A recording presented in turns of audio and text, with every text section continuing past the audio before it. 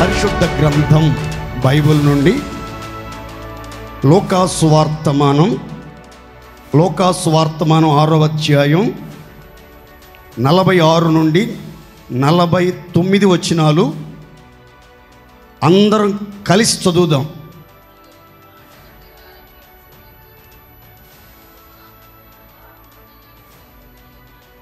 తర్వాత నేను చదువుతాను, చూడండి. నా యొద్దకు వచ్చి నా మాటలు విని వాటి చొప్పున చేయు ప్రతివాడును ఎవని పోలి ఉండునో మీకు తెలియజేతును. 48 మీరు చదవండి.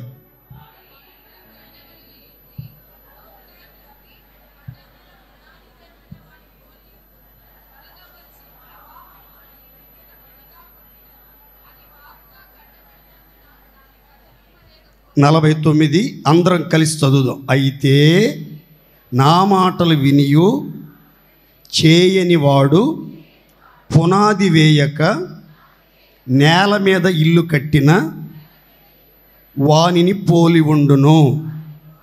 ప్రవాహము దాని మీద ఒడిగా కొట్టగానే అది కూలపడెను.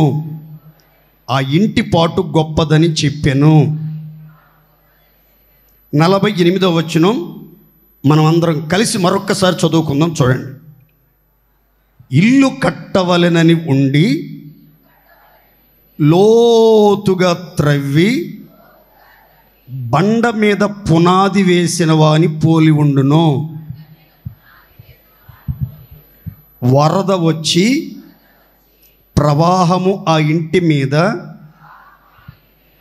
ఒడిగా కొట్టినను అది బాగుగా కట్టబడినందున దాని కదిలింపలేకపోయెను. తలల పైకెత్తి చూడండి.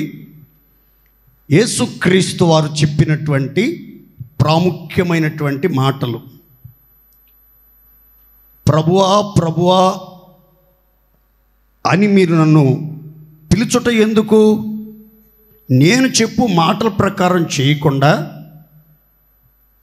నేను బోధించే బోధల ప్రకారం జీవించకుండా, నిత్య జీవార్థమైనటువంటి మాటలను అనుసరించి సమస్తాన్ని జరిగించకుండా ప్రభువా ప్రభువా అని పిలుచుట ఎందులకు అని చెప్తూ, ఒకడు లోతుగా త్రవ్వి పునాది మీద ఒక ఇల్లు కట్టాడు. ఎలా కట్టాడు? బాగుగా కట్టాడు, బ్రహ్మాండంగా కట్టాడు, చాలా చక్కగా కట్టాడు. లోతైనటువంటి భూమిలో బహుస్థిరమైనటువంటి పునాది మీద రాబోయే కాలానికి మంచి పునాది వేసి ఒక అపురూపమైన ఆశ్చర్యకరమైన కట్టడాన్ని నిర్మించాడు. మరొకడు ఆతురతతో వాడు ఇల్లు కట్టేశాడు, నేను కట్టలేకపోతున్నాను అని చెప్పి భూమి తవ్వకుండా, పునాది వేయకుండా నేల మీదే ఇల్లు కట్టేశాడు. నేల మీదే ఇల్లు కట్టేశాడు, రంగులు వేసేసాడు, చక్కటి సామాగ్రి చేర్చేశారు. అయితే బైబిల్లో లోకాసువార్తమానంలో మాత్రమే రాసిన మాట ఏంటంటే, వరద వచ్చి ప్రవాహముగా దాని మీద వడిగా కొట్టెను, బలముగా కొట్టెను, ఉధృతంగా కొట్టెను. అయితే దాని పునాది బండ మీద కట్టబడింది కనుక, పునాది మీద ఆ ఇల్లు బాగుగా అమర్చబడి చక్కగా కట్టబడి పరిశుద్ధంగా కట్టబడింది కనుక, ఆ ప్రవాహం ఎంత ఒడిగా వచ్చి కొట్టినా, ఆ వరద పొంగు ఎంత ఉధృతంగా ప్రవహించి ఆ ఇంటిని కొట్టినా సరే ఆ ఇల్లు కదల్చబడలేదు. దేవునికి మహిమ కలుగునుగాక. మరొక ఇల్లు నేల మీద కట్టబడింది. ఆ ఇంటి మీద కూడా ఈ వరద వచ్చి ప్రవాహం ఆ ఇంటిని వడిగా కొట్టింది. కొట్టడంతో ఒక్కసారి కుప్పకూలిపోయింది. ఒక్కసారి ఆ వరద ప్రవాహంలో కూలిపోయి కొట్టుకుని పోయినట్లుగా మనం ఈ లేఖనంలో గమనిస్తాం. చూడండి ప్రియులరా, నిత్యము నిలిచిన ఒక ఇల్లు, నిర్మూలమైనటువంటి మరొక ఇల్లు మనం ఇక్కడ చూస్తున్నాం. నిత్యము ఎలాంటి వరద ప్రవాహాల్లోనైనా కదల్చబడకుండా, పడద్రోయబడకుండా, పునాదులతో సహా పెళ్ళగించబడకుండా స్థిరంగా, పటిష్టంగా, దృఢంగా నిలిచినటువంటి ఒక గృహాన్ని, ఒక ఇంటిని మీరు చూశారు. ఆ ఇల్లు వరద ప్రవాహాలలో కొట్టబడిన ఎంత బలమైనటువంటి వరదలు, వదలని వరదలు తరుముతూ బలముగా వచ్చి వడిగా కొట్టినా సరే ఎందుకు పడిపోలేదు ఆ ఇల్లు? ఎందుకు కదల్చబడలేదు ఆ ఇల్లు అనంటే, ఆ ఇంటి యజమాని లోతుగా నేల తవ్వాడు. పునాది మీద, బహుస్థిరమైన పునాది మీద, మంచి పునాది మీద, పటిష్టమైనటువంటి పునాది మీద ఆ ఇంటిని నిర్మాణం చేశాడు. అందుకని ఆ ఇంటి మీదకి ఎన్ని రకాల వరదలు ఏ రీతిగా ప్రవహించి ఎంత బలంగా ఇంటిని కొట్టినా సరే అది కదల్చబడలేదు. ఈ ఆరాధనలో మీరు గుర్తుపెట్టుకోవాలి, వరద ప్రవాహానికి కదల్చబడని ఇల్లు ఒకటి ఉంది, కదిలిపోయిన ఇల్లు మరొకటి ఉంది. నిలవబడిన ఇల్లు ఒకటి ఉంది, నిర్మూలమైనటువంటి ఇల్లు మరొకటి ఉంది. చెక్కు చెదరని కట్టడం ఒకటి కనబడుతుంది, చెదిరిపోయి కనుమరుగైపోయినటువంటి కట్టడం మరొకటి కనబడుతుంది. ఇంతకీ ఇల్లు అంటే ఏంటి? ఆ ఇంటిని గురించి ఆత్మీయులమైన మనం నేర్చుకోవాల్సినటువంటి ఉన్నతమైన సత్యం ఏంటి అని అంటే, దైవజనుడు హెబ్రీ పత్రికలో ఒక శ్రేష్టమైన మాట రాస్తాడు. ఇటు చూడాలి. ధైర్యమును నిరీక్షణ వలని ఉత్సాహమును తుద మట్టుకు చేపట్టిన ఎడల మనమే ఆ ఇల్లు. అర్థమైన వాళ్ళందరూ గట్టి స్తోత్రం చెప్పండి. ధైర్యమును నిరీక్షణ వలని విశ్వాసమును తుదమట్టుకు, ఆఖరి శ్వాస వరకు గట్టిగా చేపట్టినట్లయితే ఆ ఇల్లు మనమే. చూడండి, మన జీవితం ఒక ఇంటితో పోల్చబడింది. మన ఆత్మీయ జీవితం, మన విశ్వాస జీవితం ఒక ఇంటితో పోల్చబడింది. ఎవరైతే యేసయ్య మాటలు విని, వాక్యాన్ని విని, బోధకులు బోధించే ప్రబోధాల చేత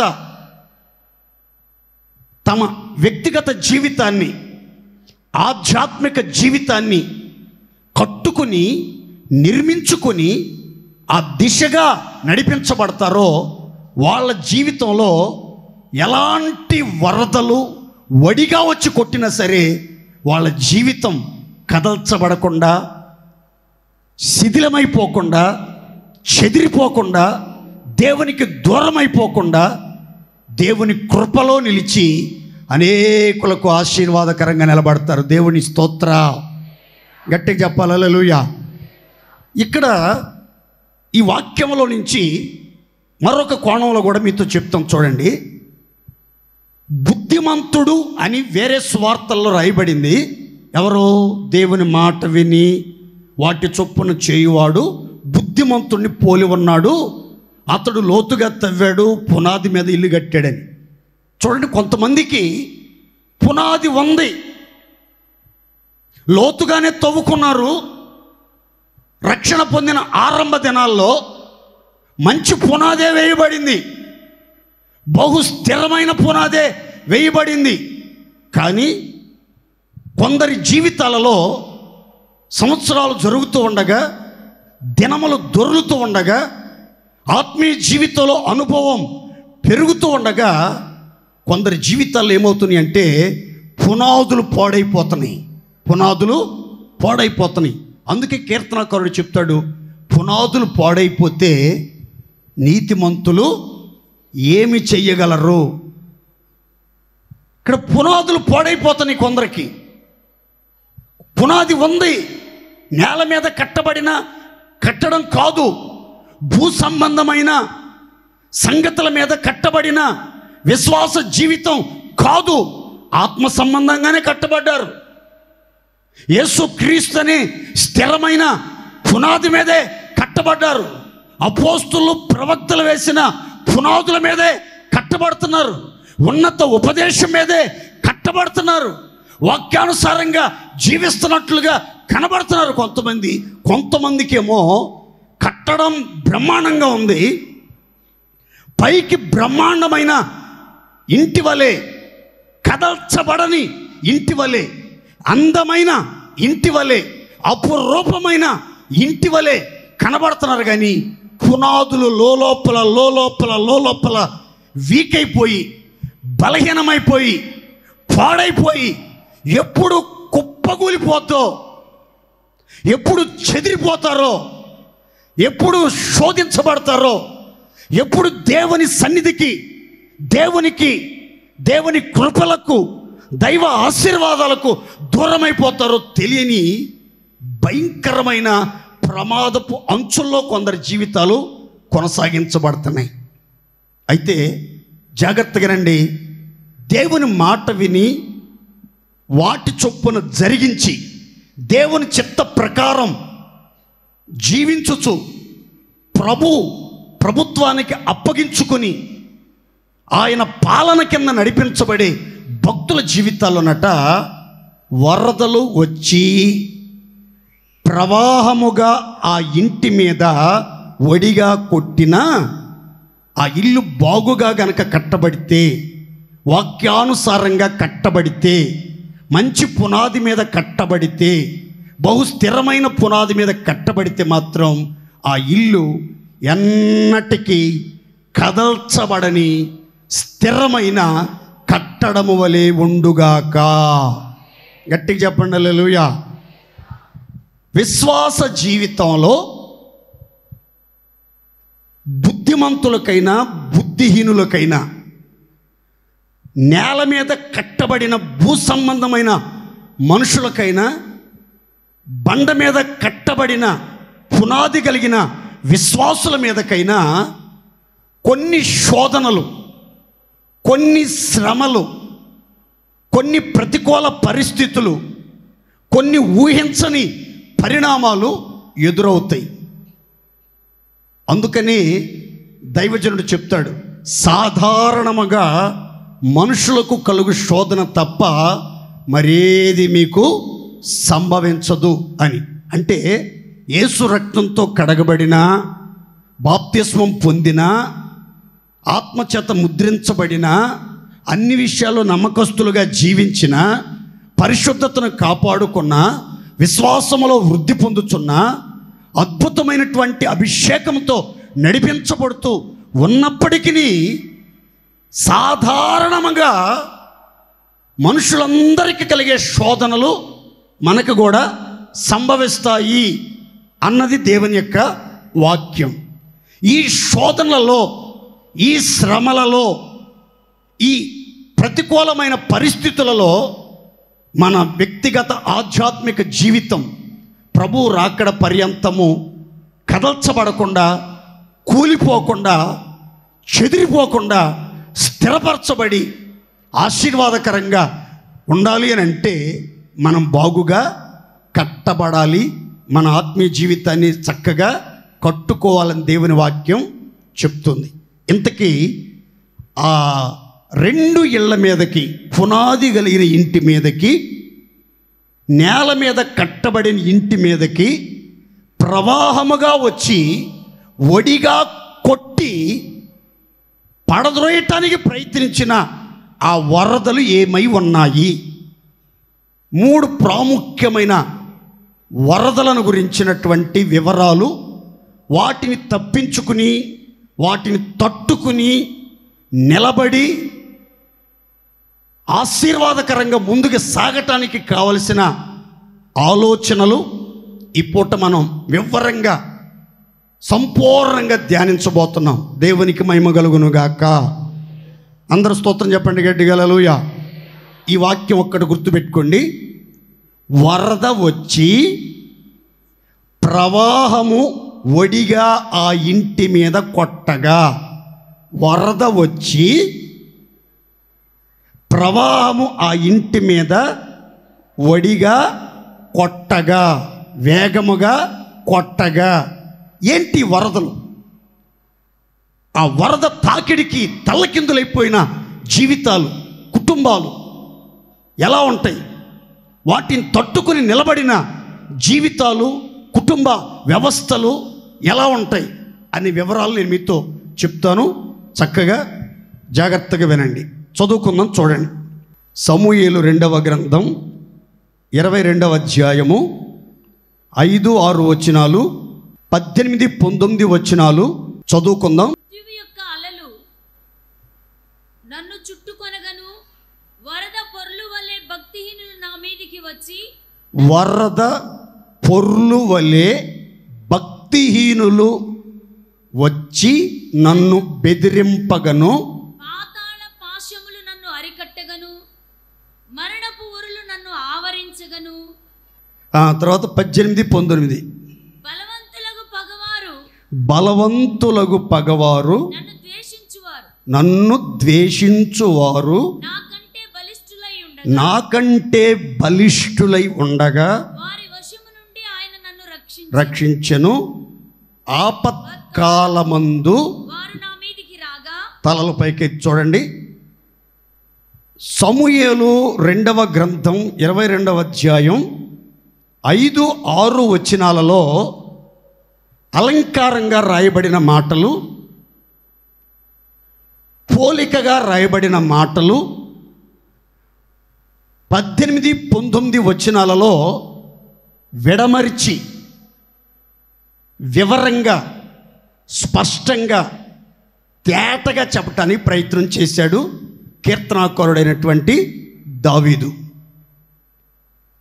5, 6 వచనాలలో మర్మగర్భితంగా, మిస్టరీగా ప్రస్తావించినటువంటి విషయాలను బయలుపరుస్తూ, తెలియపరుస్తూ, తెల్లగా వివరిస్తూ చెప్పుకొచ్చాడు 18, 19 వచనాలలో.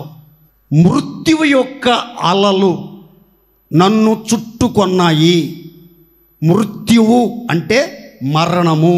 మృత్యువు అంటే ఏంటి? మరణం యొక్క అలలు. అలల వలె ఎగసిపడుతూ, కెరటాల వలె ఎగసిపడుతూ, సముద్ర తరంగముల వలె ఉధృతంగా ప్రవహిస్తూ నన్ను పట్టుకోవటానికి నా చుట్టూ ఆవరించేసిని, నన్ను చుట్టుముట్టేసిని. మరణం నన్ను చుట్టుముట్టేసింది. తప్పించుకునే అవకాశం లేకుండా, వీలు లేకుండా నా జీవితం మారిపోయింది. వరద పొర్లు వలె భక్తిహీనులు వచ్చి నన్ను బెదిరించారు. వరద పొర్లు భక్తిహీనులు అనే వరద నా మీదకి వచ్చింది. నన్ను బెదిరించింది, నన్ను భయపెట్టింది, నన్ను కలవరపెట్టింది, నా కంట నీళ్లు వచ్చేటట్లుగా చేసింది. అంత మాత్రమే కాదు, పాతాళపు పాశములు, పాతాళపు కట్లు, పాతాళపు తాళ్ళు నన్ను బంధించేశాయి. పగవారి పన్నాగాలు నన్ను అరికట్టడానికి ప్రయత్నం చేశాయి. మరణపు ఊర్ల మధ్యలో ఒక ప్రక్క మృత్యువు అలలు, మరొక ప్రక్క మరణపు ఊరులు, మరొక ప్రక్క పాతాళ పాశములు, మరో ప్రక్క పగవారి పన్నాగాలు. ఇన్ని పరిస్థితులు నా మీద జరుగుతున్నాయి. ఇలాంటి పరిస్థితుల్లో భక్తిహీనులైనటువంటి వాళ్ళు నా మీదకి ఎలా వస్తున్నారు అనంటే, ప్రవాహములాగా వడిగా వచ్చి నన్ను కొట్టడానికి, నన్ను కొట్టుకుని పోవటానికి నా మీదకి వరద పొర్లు వలె, వరద ప్రవాహం వలె, వదలని వరదలాగా, వడిగా ప్రవహించే వరదలాగా నా మీదకి వచ్చారు భక్తిహీనులు అని చెప్పాడు. భక్తిహీనులు అంటే ఎవరు? దావీదు అనంటే దావీదే చెప్పాడు ఈ కీర్తనలో, నేను భక్తిహీనుడనై నా దేవుని విడిచిన వాడను కాను అని అంటాడు ఇదే కీర్తనలో. భక్తిహీనులు అంటే ఎవరంటే దేవునిని విడిచిన వారు. భక్తి లేని వాళ్ళని కాదు, భక్తిలో దిగజారిపోయిన వాళ్ళు, భక్తి యొక్క శాతం కనబడని వాళ్ళు, భక్తి లక్షణాలు లోపించిన వాళ్ళు, భక్తి వేషములో ఉంటారు కానీ భక్తికి సంబంధించిన ఆనవాళ్ళు, రుజువులు ఏ మాత్రము ఉండదు. భక్తిలో పూర్తిగా దిగజారిపోయి ఉంటారు. వారి భక్తి వారికి వెక్కసంగా మారిపోయి ఉంటుంది. ఎంత వారిలో భక్తిని కొలవటానికి మనం ప్రయత్నం చేసినా, భక్తి శాతాన్ని పరీక్షించడానికి ప్రయత్నం చేసినా భక్తి మనకి కనబడదు. దేవుణ్ణి విడిచిపెట్టారు, పరిశుద్ధులు విడిచిపెట్టారు, సహవాసాన్ని విడిచిపెట్టారు, పరిశుద్ధతను విడిచిపెట్టారు, విశ్వాస జీవితాన్ని విడిచిపెట్టారు, ఆత్మీయ విలువలను విడిచిపెట్టి భక్తిహీనులుగా మారిపోయారు. ఈ భక్తిహీనుల యొక్క లక్షణాలు ఎలా ఉంటాయి? వాళ్ళు ఎలా దావీదు మీదకి వరద పొర్రులాగా వచ్చి బెదిరించారు? వాళ్ళు ఎలాంటి వాళ్ళు అనంటే దావీదు చెప్పుకొచ్చాడు. ఏమనంటే, బలవంతులకు పగవారు. ఆ భక్తిహీనులు వరద పొర్లులాగా దావీదు మీదకి వచ్చినటువంటి వాళ్ళంతా ఎవరని రాస్తుందంటే, బలవంతులకు పగవారు. నా మీద పగబట్టినటువంటి వారు, వాళ్ళు నాకంటే బలవంతులు, నాకంటే బలిష్ఠులై ఉన్నారు, వాళ్ళు బలాత్కారులు, వాళ్ళు నన్ను శ్రమ పెట్టుచున్న వారు అని చెప్పాడు. ఇంకా వివరంగా చెప్పుకొచ్చాడు, నన్ను ద్వేషించువారు. ఆ వరద పొర్లులో ఉన్న భక్తిహీనులు బలవంతులైన పగవారు నన్ను ద్వేషిస్తున్నారు. నా మీద ప్రేమ కానీ, అభిమానం కానీ, దయా దాక్షిణ్యాలు కానీ, కరుణా కటాక్షాలు కానీ లేవు. నిర్నిమిత్తముగా, ఏ కారణం లేకుండా నన్ను ద్వేషిస్తున్నారు. గుండెల నిండా నా మీద చేదు పెంచుకున్నారు. వాళ్ళు నాకంటే బలిష్ఠులు, వాళ్ళు బలాత్కారం చేయటానికే వచ్చారు. వాళ్ళు మరణపు ఊర్ల వలె నన్ను చుట్టుముట్టారు, మరణపు అలల వలె నన్ను ఆవరించారు, పాతాళ పాశముల వలె నన్ను చుట్టుముట్టారు, పగవారు నా మీద పన్నాగాలు చేస్తున్నారు. ఇలాంటి ప్రతికూలమైనటువంటి పరిస్థితులలో నేనున్నాను అని చెప్తున్నాడు. ఇందులో మీరు నేర్చుకోవాల్సినటువంటి, మనకు అవసరమైనటువంటి విషయాలు చెప్తాను చూడండి. భక్తిహీనులు వరద పొరులు వలె వచ్చి నన్ను బెదిరింపగా.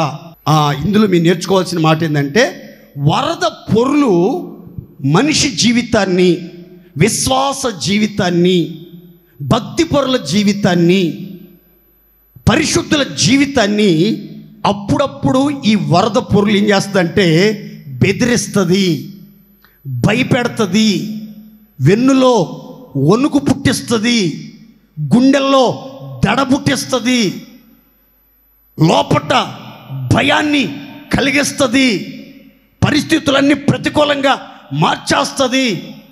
సింహపు గుండె వంటి గుండె కలిగినటువంటి దావీదు సైతం బెదిరిపోయేటట్లుగా, అదిరిపోయేటట్లుగా, మరణపు ఉరిలో చిక్కుకునేటట్లుగా, మృత్యువు అలలలో చిక్కబడేటట్లుగా, ఆ వరద పొంగులో పట్టబడేటట్లుగా ఈ భక్తిహీనులు దావీదుని బెదిరించినట్లుగా బైబిల్ చెప్తుంది. విశ్వాస జీవితంలో నడిపించబడుతున్నటువంటి మనకు కూడా కొన్నిసార్లు శత్రువులో, లేకపోతే విరోధులో, నీవంటే గిట్టని వాళ్ళు, నిన్ను ద్వేషించే వాళ్ళు, నీ పగవారో వచ్చి నేను బెదిరించడం కాదు, కానీ శ్రమ వేదన నిన్ను బెదిరించే అవకాశాలు ఉన్నాయి. శ్రమలు, వేదనలు చాలామంది జీవితాల్లో రకరకాల శ్రమలు కొంతమందిని బెదిరిస్తున్నాయి. ఆర్థికపరమైన శ్రమలు కావచ్చు, అప్పు సమస్యల ద్వారా వచ్చే శ్రమలు కావచ్చు, అనారోగ్యం ద్వారా వచ్చే శ్రమలు కావచ్చు, ఊహించని ప్రతికూల పరిస్థితులు కావచ్చు, కుటుంబంలో సమాధానం లేకుండా అలజడి, ఆందోళన కలిగి ఒకళ్ళని ఒకళ్ళు అర్థం చేసుకోలేని పరిస్థితుల్లో ఒకళ్ళనొకళ్ళు ద్వేషించుకుంటూ, దూషించుకుంటూ, అవమానపరుచుకుంటూ, గోలగోలగా కేకలు వేసుకునేటట్లు వచ్చే పరిస్థితులు, శ్రమలు కావచ్చు. మొత్తం మీద రకరకాల శ్రమలు, వేదనలు మనలను బెదిరించి, మనలని ఆ వరద ప్రవాహంలో కొట్టుకుపోయేటట్లుగా, దేవునికి దూరం అయిపోయేటట్లుగా, భక్తి మీద మనకు విరక్తి కలిగేటట్లుగా, దేవునికి దూరం అయిపోయేటట్లు, పరిశుద్ధుల సహవాసానికి దూరం అయిపోయేటట్లు, ప్రార్థన మీద విరక్తి కలిగేటట్లు, పరిశుద్ధ జీవితం మీద అసహ్యత కలిగేటట్లు, విశ్వాసములోంచి తొలగిపోయేటట్లు రకరకాల శ్రమలు, రకరకాల వేదనలు మిమ్మల్ని బెదిరించవచ్చు. ఈ బెదిరింపుల మధ్యలో, ఈ పోరాటాల మధ్యలో దావీదు తీసుకున్న నిర్ణయం ఏంటి? దావీదు ఎలా నిలబడ్డాడు? ఎలా తప్పించబడ్డాడు? ఎలా కాపాడబడ్డాడు అనే వివరాలు నేను మీతో చెప్తాను, చదువుకుందాం. చూడండి, ఇదే సమూయేలు 2వ గ్రంథం 22వ అధ్యాయం 7, 17, 20. నా శ్రమలో నేను యెహోవాకు మొరపెట్టి తిని, నా దేవునికి ప్రార్థన చేసి తిని, ఆయన తన ఆలయములో ఆలకించి నా ప్రార్థన అంగీకరించెను, నా మొర ఆయన చెవులలో జొచ్చెను. 17. ఉన్నత స్థలముల నుండి చేయి చాపి ఆయన నన్ను పట్టుకొనెను, నన్ను పట్టుకొని మహా జలరాశులలో నుండి తీసెను. 20వ వచనం. నేను ఆయనకి ఇష్టడను గనుక ఆయన నన్ను తప్పించెను. చప్పట్లు కొట్టి దేవుని మహిమపరచండి గట్టిగా.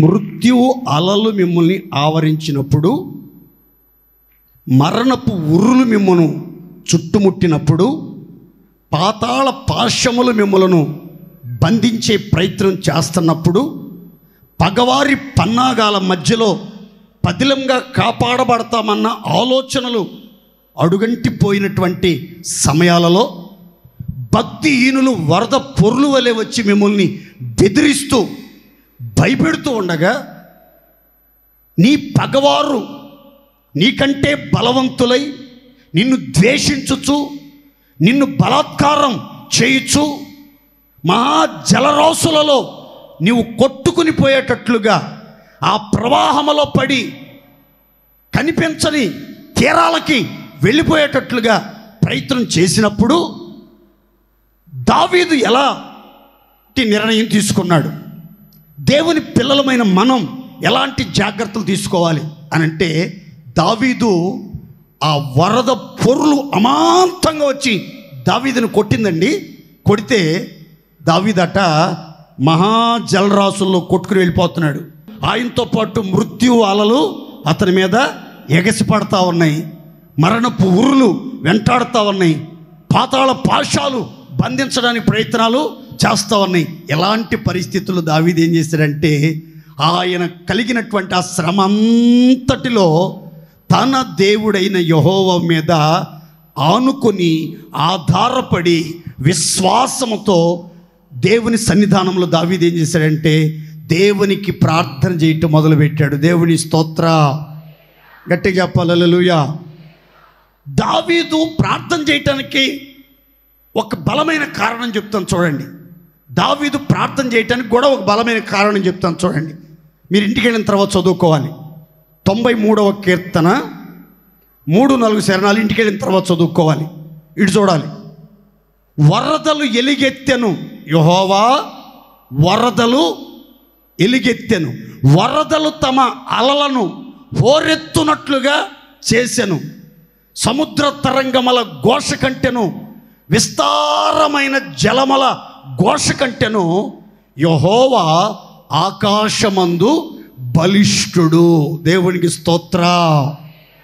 దావీదు గుండెల్లో ఉన్నటువంటి ఆలోచన, దావీదు దేవుని ఎంత ఉన్నతంగా ఊహించుకుంటున్నాడు అని అంటే, వరదలు ఎలుగెత్తుతాయి, భక్తిహీనులు వరద పొరుల వలె వచ్చి బెదిరిస్తారు, వరదలు తమ అలలను ఓరెత్తునట్లుగా చేస్తాయి, ఆ గాలి వానలో, వరద పొంగులో, ఆ హోరు గాలిలో తీరం ఎటో కానరాక, గమ్యం ఎటో కానరాక, ఆశలు నిరాశల ఆరాటాల మధ్యలో, వెలుగు చీకట్ల పోరాటాల మధ్యలో నలిగిపోతున్నటువంటి దావీదు ఒక అద్భుతమైనటువంటి విషయం చెప్తున్నాడు. ఏమనంటే, విస్తారమైనటువంటి సముద్ర తరంగముల ఘోష కంటే, విస్తారమైనటువంటి జలముల ఘోష కంటే, హోరెత్తుతున్నటువంటి వరద పొంగు కంటే, ఎలుగెత్తుతున్న వరద ప్రవాహం కంటే, ఆకాశములో ఉన్నటువంటి సృష్టికర్త అయినటువంటి దేవుడు, మార్పులేని దేవుడు, మహిమ కలిగిన దేవుడు ఎవరంటే బలిష్ఠుడై ఉన్నాడు. దేవునికి స్తోత్ర. సంతోషంగా పలిగట్టిగా హల్లెలూయా. యేసుక్రీస్తు వారు కూడా లోకంలో ఉన్నప్పుడు శిష్యులతో చెప్పాడు ఒక మాట. ఏమనంటే, లోకములో మీకు శ్రమ కలుగుతుంది, అయినా మీరు ధైర్యం తెచ్చుకోండి, నేను లోకాన్ని జయించాను, శ్రమలను జయించాను, మరణాన్ని జయిస్తాను, పాతాళాన్ని జయిస్తాను, శత్రు సేనలను, సాతాను యుక్తులను జయించాను, కాబట్టి ధైర్యం తెచ్చుకోండి.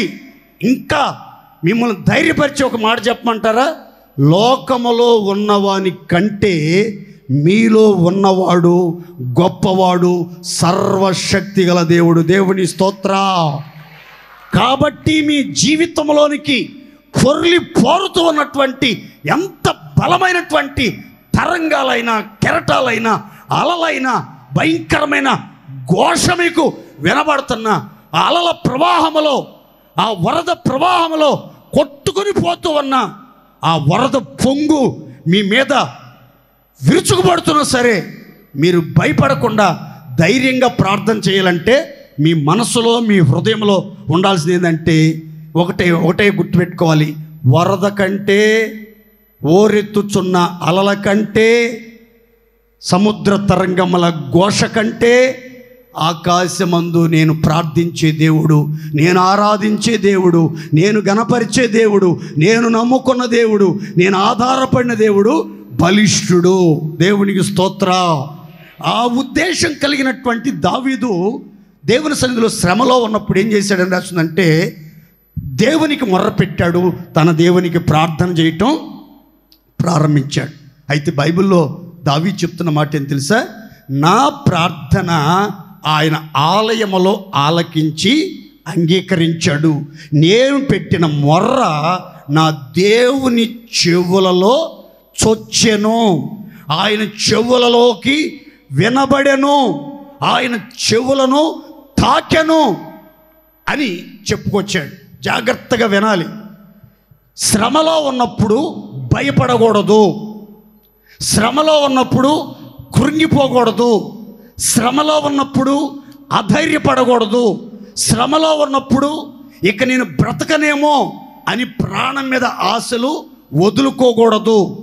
శ్రమలో ఉన్నప్పుడు మృత్యువు అలలు నన్ను ఆవరించేస్తాయి, మరణపు ఉరి నన్ను బిగించేస్తుంది, ఎంతటితో నా జీవితం అంతమైపోతుంది, నేను కానరాని లోకానికి వెళ్ళిపోతున్నాను, నా ఆయుష్ తరిగిపోయింది, అల్పకాల జీవితం నీడలాగా గతించిపోయింది అనే ఆలోచనలతో అనుమానాలతో మీరు ముందుకు సాగకూడదు.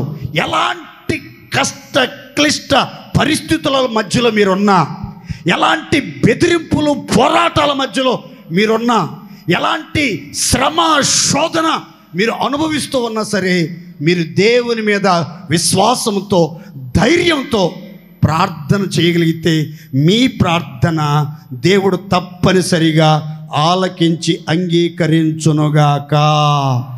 గట్టిగా చెప్పండి హల్లెలూయా. దావీదు ఎంత చక్కగా ఈ కీర్తనలో తన విషయాలు చెప్పుకొచ్చాడంటే, ప్రార్థన విన్నాడా? విన్న దేవుడు ఏం చేశాడు తెలుసా? కెరూబుల మీద ఎగిరి గాలి రెక్కల మీద ప్రత్యక్షమై మహాజలరాశులలో వరద ప్రవాహములో కొట్టుకుని వెళ్ళిపోతున్నటువంటి నన్ను వెదకి వచ్చి ఉన్నతము నుండి ఆయన చెయ్యి చాచి ఆ వరద ప్రవాహములో నుంచి, మహాజలరాశులలో నుంచి, మహాశ్రమలలో నుంచి, బలాత్కారుల వశములో నుంచి, గర్విష్ఠుల వశములో నుంచి, నాకంటే బలవంతులైన పగవారి వశములో నుంచి, నన్ను ద్వేషించుచున్న వారి వశములో నుంచి, భక్తిహీనుల వశములో నుంచి ఆయన చెయ్యి చాచి అమాంతంగా పట్టుకుని అందరి కృపలో నన్ను దాచాడు. దేవుని స్తోత్ర. గట్టిగా చెప్పండి హల్లెలూయా. దావీదు, శ్రమలు నీకు వచ్చినాయి, మాకు వస్తున్నాయి. శ్రమల్లో నువ్వు ప్రార్థన చేస్తున్నావు, మేము ప్రార్థన చేస్తున్నాం. శ్రమల్లో నీవు దేవుడు బలిష్ఠుడు, గొప్పవాడు, మహిమగలవాడు, చూచుచున్నవాడు, ప్రార్థన ఆలకించేవాడు అని నువ్వు నమ్మావు, మేము నమ్ముతున్నాం. నీ ప్రార్థన దేవుడు అంగీకరించాడు, నీ జీవితంలో వెంటనే స్పందించాడు. నిన్ను కాపాడటానికి కెరూబుల మీద ఎగిరి వచ్చి గాలి రెక్కల మీద ప్రత్యక్షమై బాహు చాపి అకస్మాత్తుగా మృత్యువు అలలలో నుంచి నిన్ను పైకెత్తాడు కదా. మరి మా ప్రార్థన ఎందుకు వింటలేదు? మా జీవితాల్లో ఎందుకు మమ్మల్ని పట్టించుకోవట్లేదు? మమ్మల్ని ఎందుకు ఈ శ్రమల్లో నుంచి, ఈ రోగాల్లో నుంచి, ఈ సమస్యల్లో నుంచి, ఈ ప్రతికూలతలో నుంచి, ఈ ఆర్థిక ఇబ్బందుల నుంచి బయటికి తీయట్లేదు? దావీదు మనం అడుగుతాం అనుకున్నాడేమో, బహుశా ముందే చెప్పేశాడు. ఏమనంటే, నేను ఆయనకు ఇష్టడను గనుక ఆయన నన్ను తప్పించాడు. దేవునికి స్తోత్ర. గట్టిగా చెప్పండి హల్లెలూయా. నేను ఆయనకు ఇష్టడను గనుక నా ప్రార్థన విన్నాడు. నేను ఆయనకి ఇష్టడను గనుక ఆయన కెరూబుల మీద ఎగిరి వచ్చి ఉన్నతము నుండి చెయ్యి చాపి జలరాశుల నుంచి నన్ను బయటికి తీశాడు. నా మీద ఉధృతంగా ప్రవహిస్తున్న భక్తిహీనుల వరద పొరులు లాంటి బెదిరింపుల మధ్యలో బెదిరిపోకుండా, అదిరిపోకుండా, చెదిరిపోకుండా నన్ను నిలబెట్టి స్థిరపరిచి ఆశీర్వాదకరంగా కాపాడటం గల కారణం ఏంటంటే, నేను ఆయనకి ఇష్టడను. ఎలా ఇష్టడు అయ్యావా నువ్వా? అది కూడా చెప్పు మాకు. మేము కూడా దేవునికి ఇష్టలుగా ఉంటాం, మా ప్రార్థన కూడా వింటాడు, మా జీవితంలో కూడా దేవుడు కార్యాలు చేస్తాడంటే అదే కీర్తనలో చెప్తాడు, నేను దోషక్రియలు చెయ్యనొల్లక ఉంటిని, ఆయన దృష్టికి నేను యథార్థపరుడనైతిని. దేవునికి స్తోత్ర. యథార్థవంతులంటే దేవునికి భలే భలే ఇష్టం. దేవుని స్తోత్ర. ఎవరంటే అండి యథార్థవంతులంటే భలే ఇష్టం దేవుడికి. నమ్మకస్తులంటే భలే ఇష్టం దేవుడికి.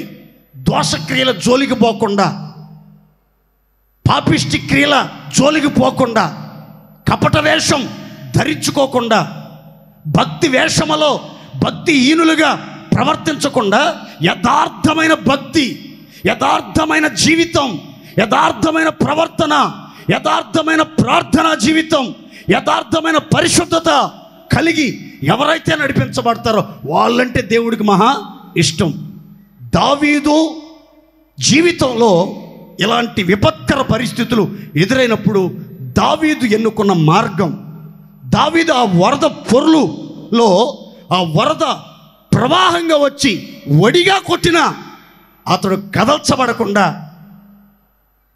బాగుగా కట్టిన కట్టడం వలె విశాలమైన స్థలములో అతని పాదాలు దేవుడు స్థిరపరచడానికి, అతన్ని బలపరచడానికి, శత్రువుల కంటే, అతని మీదకి లేచిన వారి కంటే అతను ఎత్తుగా హెచ్చించడానికి గల కారణం ఏమిటి అని అంటే, ఆ శ్రమల మధ్యలో, వరద పొర్లు వంటి ప్రవాహాల మధ్యలో దావీదు దేవుని మీద ఆధారపడి ప్రార్థనా జీవితాన్ని ఎన్నుకున్నాడు. ప్రార్థించడమే ప్రథమ స్థానంగా భావించాడు. ఆ ప్రార్థన దేవుడు ఆలకించాలి, అంగీకరించాలి. ఆశ్చర్యమైన బాహువు చాపి ఘనమైన కార్యాలు జరిగించాలి. పగవారి పన్నాగాలు పటాపంచలు చేసి పతిలంగా దావీదుని కాపాడాలి అంటే దావీదు దేవునికి ఇష్టడుగా జీవించాడు. మనం కూడా ఎలాంటి శ్రమలు వచ్చినా, శరీర సంబంధమైన శ్రమలు రావచ్చు, ఆర్థికపరమైన శ్రమలు రావచ్చు, అనారోగ్య సంబంధమైన శ్రమలు రావచ్చు, శత్రువుల ద్వారా మీకు శ్రమలు, శోధనలు, పోరాటాలు రావచ్చు. ఇలాంటి ప్రతికూల గడియల్లో దేవుని పిల్లలు మొట్టమొదటగా ఆశ్రయించవలసింది, శరణు వేడుకోవలసింది ఎక్కడంటే దేవుని పాదపీఠం దగ్గర. దేవునికి స్తోత్ర. గట్టిగా చెప్పండి హల్లెలూయా, హల్లెలూయా. దావీదు ఈ కీర్తన రాసేటప్పటికి రాజు కాదు, ఒక సామాన్య పౌరుడు. అప్పుడు రాజు ఎవరు అని అంటే సౌలు. అప్పుడు రాజులు ఎవరంటే ఫిలిస్తీన్లు కొంత భాగాన్ని పరిపాలిస్తున్నారు. ఇప్పుడు ఈ కీర్తన ప్రారంభం ఎలా ఉంటుందంటే, యెహోవా తన్ను సౌలు చేతిలో నుండి, శత్రువులందరి వశములో నుంచి తప్పించి కాపాడినప్పుడు దావీదు గీతవాక్యములను చెప్పి యెహోవాని స్తోత్రించెను అని ఒక చక్కని మాట రాయబడి ఉంటుంది. దావీదుకి సౌలు శత్రువు, ఎంతోమంది ఫిలిస్తీన్లు కూడా శత్రువులు ఉన్నారు. ముఖ్యమైన శత్రువు ఎవరంటే సౌలు. ఇప్పుడు చూడండి, ఒక మాట చెప్తాను వినండి, మీకు ఏమైనా తెలిస్తే చెప్పండి నాకు. దావీదుకి ప్రధాన శత్రువు సౌలు. దావీదు సౌలుకి ఏమైనా కీడు చేశాడా? ఒక్క సందర్భాన్ని ఆయన చెప్పి చూడండి, ఒక్క చిన్న కీడైనా చేశాడా? చెప్పరేంటి, అడు చూస్తారు. చిన్న అన్యాయమైనా చేశాడా? చిన్న నష్టాన్నైనా కలిగించాడా? కలిగించలా. కానీ సౌలు నిర్నిమిత్తంగా దావీదుని చంపాలి, దావీదుని నిర్మూలన చెయ్యాలి అనే ఆలోచనతో, విషపు చూపుతో అతను చంపడానికే ప్రయత్నాలు చేయటం మొదలుపెట్టాడు. మన జీవితంలో కూడా మనం ఎవరికి కీడు చేయకపోయినా, ఎవరికి అన్యాయం చేయకపోయినా, ఎవరికి నష్టాన్ని కలిగించకపోయినా, ఎవరికి ఎలాంటి ఇబ్బంది కలిగించకపోయినా, వాళ్ళ ఆస్తిపాస్తులేవి దోచుకోకపోయినా, వాళ్ళ మీద పడి వాళ్ళ దాడి చేయకపోయినా, మరి ఎందుకో తెలియదు కొంతమంది నిర్నిమిత్తంగా శత్రువులుగా మారిపోతారు. ఉత్త పుణ్యానికే మన మీద ద్వేషం పెంచుకుంటారు, పగ పెంచుకుంటారు, హాని చేయటానికి ప్రయత్నం చేస్తారు. ఇలాంటి పరిస్థితులలో దేవుడట సౌలు తరుముతున్నప్పటికీ దావీదు వెంట ఉండి దావీదుని అనుక్షణం కనుపాపలాగా కాపాడుతూ వచ్చాడు. దేవుని స్తోత్రం చెప్పండి ఒకసారి గట్టిగా చెప్పాలి హల్లెలూయా. మీరు ఎంత మంచోళ్ళైనా, ప్రపంచంలో మీ అంత మంచోళ్ళు ఇంకెవ్వరూ లేకపోయినా మీకు శత్రువులు ఉంటారు. ఇది మాత్రం వాస్తవం, ఇది మాత్రం వాస్తవం. మీరు నిజమైన క్రైస్తవులైతే, నిజమైన భక్తిపరులైతే, నిజమైన విశ్వాసులైతే, నిజమైన ప్రార్థనాపరులైతే, నిజంగా మీరు క్రీస్తులో జీవించచ్చు, ఆత్మానుసారంగా నడిపించబడుతున్న వాళ్ళైతే శత్రువులు ఉంటారు. ఆ శత్రువులందరిలో నుంచి మీరు కాపాడబడాలి, తప్పించబడాలి, విడిపించబడాలి, దేవుని కృపచేత నడిపించబడాలి. అంటే వీటన్నిటి మధ్యలో మనకు కావాల్సింది ఏంటంటే ప్రార్థన. దేవునికి స్తోత్ర. గట్టిగా చెప్పండి హల్లెలూయా, హల్లెలూయా. ఈ మిలిటరీలో 2 పదాలు ఎక్కువగా వాడతారు. ఒకటి ఎఫెన్సీ, 2 డిఫెన్సీ. అఫెన్సీ అంటే అర్థం ఏంటంటే ఎదుటివాడితో పోరాడాలి, ఆ పోరాడే విధానం, ఎదుటివాడిని కొట్టగలిగినటువంటి శక్తియుక్తులు నేర్పిస్తారు. రెండవది డిఫెన్సీ అంటే శత్రువు మన మీద దాడి చేస్తున్నప్పుడు, శత్రువు మనతో పోరాడుతున్నప్పుడు, శత్రువు మనం హతమార్చడానికి ఆయుధాలు ప్రయోగిస్తున్నప్పుడు తప్పించుకునే మార్గాలను కూడా తెలియపరుస్తారు. ఇప్పుడు దేవుని పిల్లలమైనటువంటి మన శత్రువులతో మనం పోరాడకూడదు, మన విరోధులతో మనం పోరాడకూడదు. వాడు ఎంత దుర్మార్గుడైనా, ఎంత నీచుడైనా, ఎంత దుర్మార్గుడైనా, ఎంతగా మిమ్మలను ద్వేషిస్తున్నా, ఎంతగా మీ మీద పగబట్టినా, ఎంత వరద పొరుల వల్ల వచ్చి మిమ్మల్ని బెదిరిస్తున్నా వాళ్ళతో పోరాడకూడదు. కానీ వాళ్ళ దగ్గర నుంచి మీరు తప్పించుకోవడానికి ప్రయత్నం చేయాలి. తప్పించుకోవాలంటే మంచి ఆలోచన కావాలంటే ప్రార్థన చేయాలి. దేవుని స్తోత్రం చెప్పండి, గట్టిగా చెప్పాలి హల్లెలూయా. ఇప్పుడు మొదట వరద పొరులు లాగా వచ్చి భక్తిహీనులు చేసేది ఏంటంటే బెదిరిస్తారు. చెప్పండి గట్టిగా. ఈ బెదిరింపుల మధ్యలో మన ఆత్మీయ జీవితంలో బలహీనులం కాకుండా, కృంగిపోకుండా, పడిపోకుండా, పతనమైపోకుండా, చెదిరిపోకుండా, దేవునికి దూరం అయిపోకుండా ఉండాలంటే మనం దేవుని పిల్లలుగా ఎన్నుకోవాల్సిన చక్కని మార్గం ప్రార్థన. దేవుని స్తోత్ర. ఇలాంటి సందర్భాలే దావీదు జీవితంలో ఎదురైనటువంటి సంభవాలు, సంఘటనలే రాజైన హిజ్కియా జీవితంలో కూడా ఎదురైనప్పుడు అతడు కూడా ఇదే మార్గాన్ని అవలంబించాడు. దాని ద్వారా ఎలాంటి జయాలు పొందాడు, ఎలాంటి ఆశీర్వాదాలు పొందాడు, ఎలా దేవుని చేత కాపాడబడ్డాడు, ఎలా జనులందరి దృష్టిలో ఘనత పొందాడు, ఎలా శత్రు సంహారాన్ని కన్నులారా చూచాడు, చెవులారా విన్నాడు అనే సంగతి మీకు చెప్తాను. దినవృత్తాంతముల 2వ గ్రంథం 32వ అధ్యాయం 18వ వాక్యం, ఆ తర్వాత 20, 21. అప్పుడు వారు పట్టణమును పట్టుకొనవలెనన్న యోచనతో ప్రాకారము మీదనున్న యెరూషలేము కాపురస్తులను బెదిరించుటకును నొప్పించుటకును యోధా భాషలో బిగ్గరగా కొన్ని దూషణ మాటలు పలికారు. 20వ వచనం. రాజైన హిజ్కియాయు యెషయా అను ప్రవక్తయు ఇందును గూర్చి ప్రార్థించి ఆకాశము తట్టు చూచి మొర్రపెట్టగా యెహోవా ఒక దూతను పంపించెను. చప్పట్లు కొట్టి దేవుడు మహిమపరచండి గట్టిగా.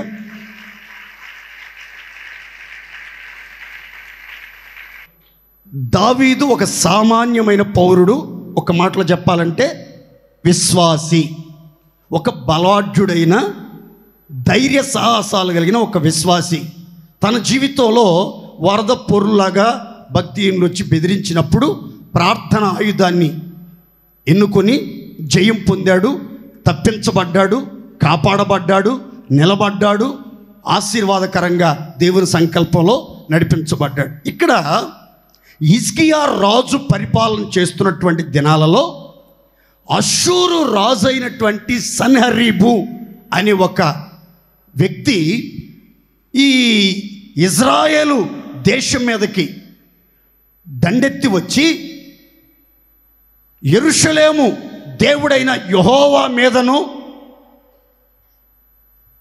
రాజైన హిజ్కియా మీదను రకరకాల పేలాపనలు పేలాడు, రకరకాల దూషణ మాటలు మాట్లాడి నా చేతిలో నుంచి, నా వశములో నుంచి మిమ్మల్ని విడిపించగలిగిన వాడు ఎవడరా? మీ దేవుడు విడిపించలేడు, మీ రాజు విడిపించలేడు, మీ సైన్యము విడిపించలేడు, మీరంతా ఏకమైన నన్నేమీ చేయలేరురా. మీరు నా వశం కావాల్సిందే. మిమ్మల్ని నేను బందీలుగా పట్టుకుంటాను, మీకు కలిగిందంతా దోచుకుంటాను, మిమ్మల్ని బానిసలుగా మార్చుకుంటాను.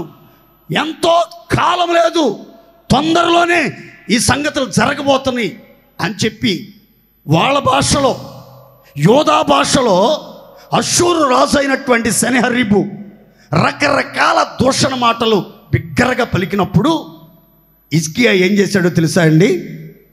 ప్రవక్తతో కలిసి, దేవుడు ఏర్పరచుకున్న దేవుని ప్రతినిధి అయిన, దేవునికి ప్రజలకు మధ్యవర్తి అయినటువంటి ప్రవక్తతో కలిసి దేవుని ఆలయంలోనికి వెళ్ళి ఇందును గూర్చి అష్షూరు రాజైన సన్హెరీబు పలికిన పేలాపనలను గురించి, దూషణలను గురించి, కఠినమైన కఠోరమైన మాటలను గురించి దేవుని సన్నిధిలో కలిసి ప్రార్థన చేశారు.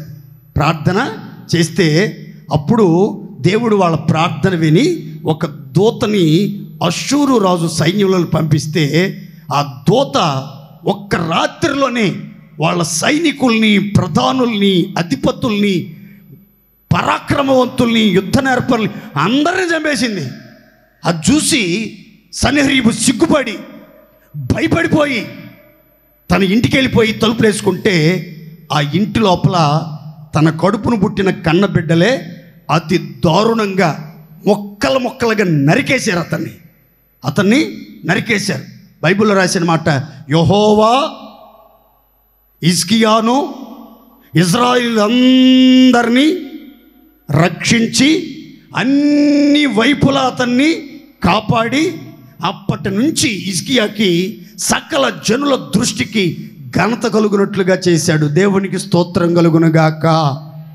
ఇక్కడ చూడండి, అష్షూరు రాజు అయినటువంటి సన్హెరీబు యోధా పట్టణాన్ని వశపరుచుకోవటానికి, ఇజ్రాయేలు దేశాన్ని వశపరుచుకోవటానికి, హిజ్కియా ఏలుబడి చేయుచున్న సామ్రాజ్యం అంతటిని ఆక్రమించుకోవటానికి ఆ ప్రాకారం ఎదుట నిలిచి మొదట ఉపయోగించినటువంటి ఆ ప్రయోగం ఏంటి అని అంటే, వరద పొర్రులాగా వచ్చి అష్షూరు రాజైన సన్హెరీబు బెదిరించాడు. ఆ తర్వాత నొప్పించడానికి ప్రయత్నించాడు. చూడండి సైతాన్ యొక్క తంత్రాలు చూడండి. మొదట బెదిరిస్తాడు, ఆ బెదిరింపుల తర్వాత మనల్ని మానసికంగా నొప్పి కలిగేటట్లుగా, గాయపరచబడేటట్లుగా, కృంగిపోయేటట్లుగా, తిండి తిప్పలు మాని, నిద్రాహారాలు మాని, కంటి మీద కొనుకు లేకుండా కన్నీళ్ల మధ్యలో కాలం గడిపేటట్లుగా, తీవ్రమైన మనస్తాపానికి గురయ్యేటట్లు, మానసిక సంఘర్షణలకు లోనయ్యేటట్లు, అంతరంగములో అలజడి, అల్లకల్లోలం సృష్టించడానికి ప్రయత్నాలు చేస్తాడు. ప్రియులారా, భక్తిహీనులు వరద పొర్రులాగా వచ్చి దావీదుని బెదిరించినట్లే హిజ్కియాని బెదిరించారు.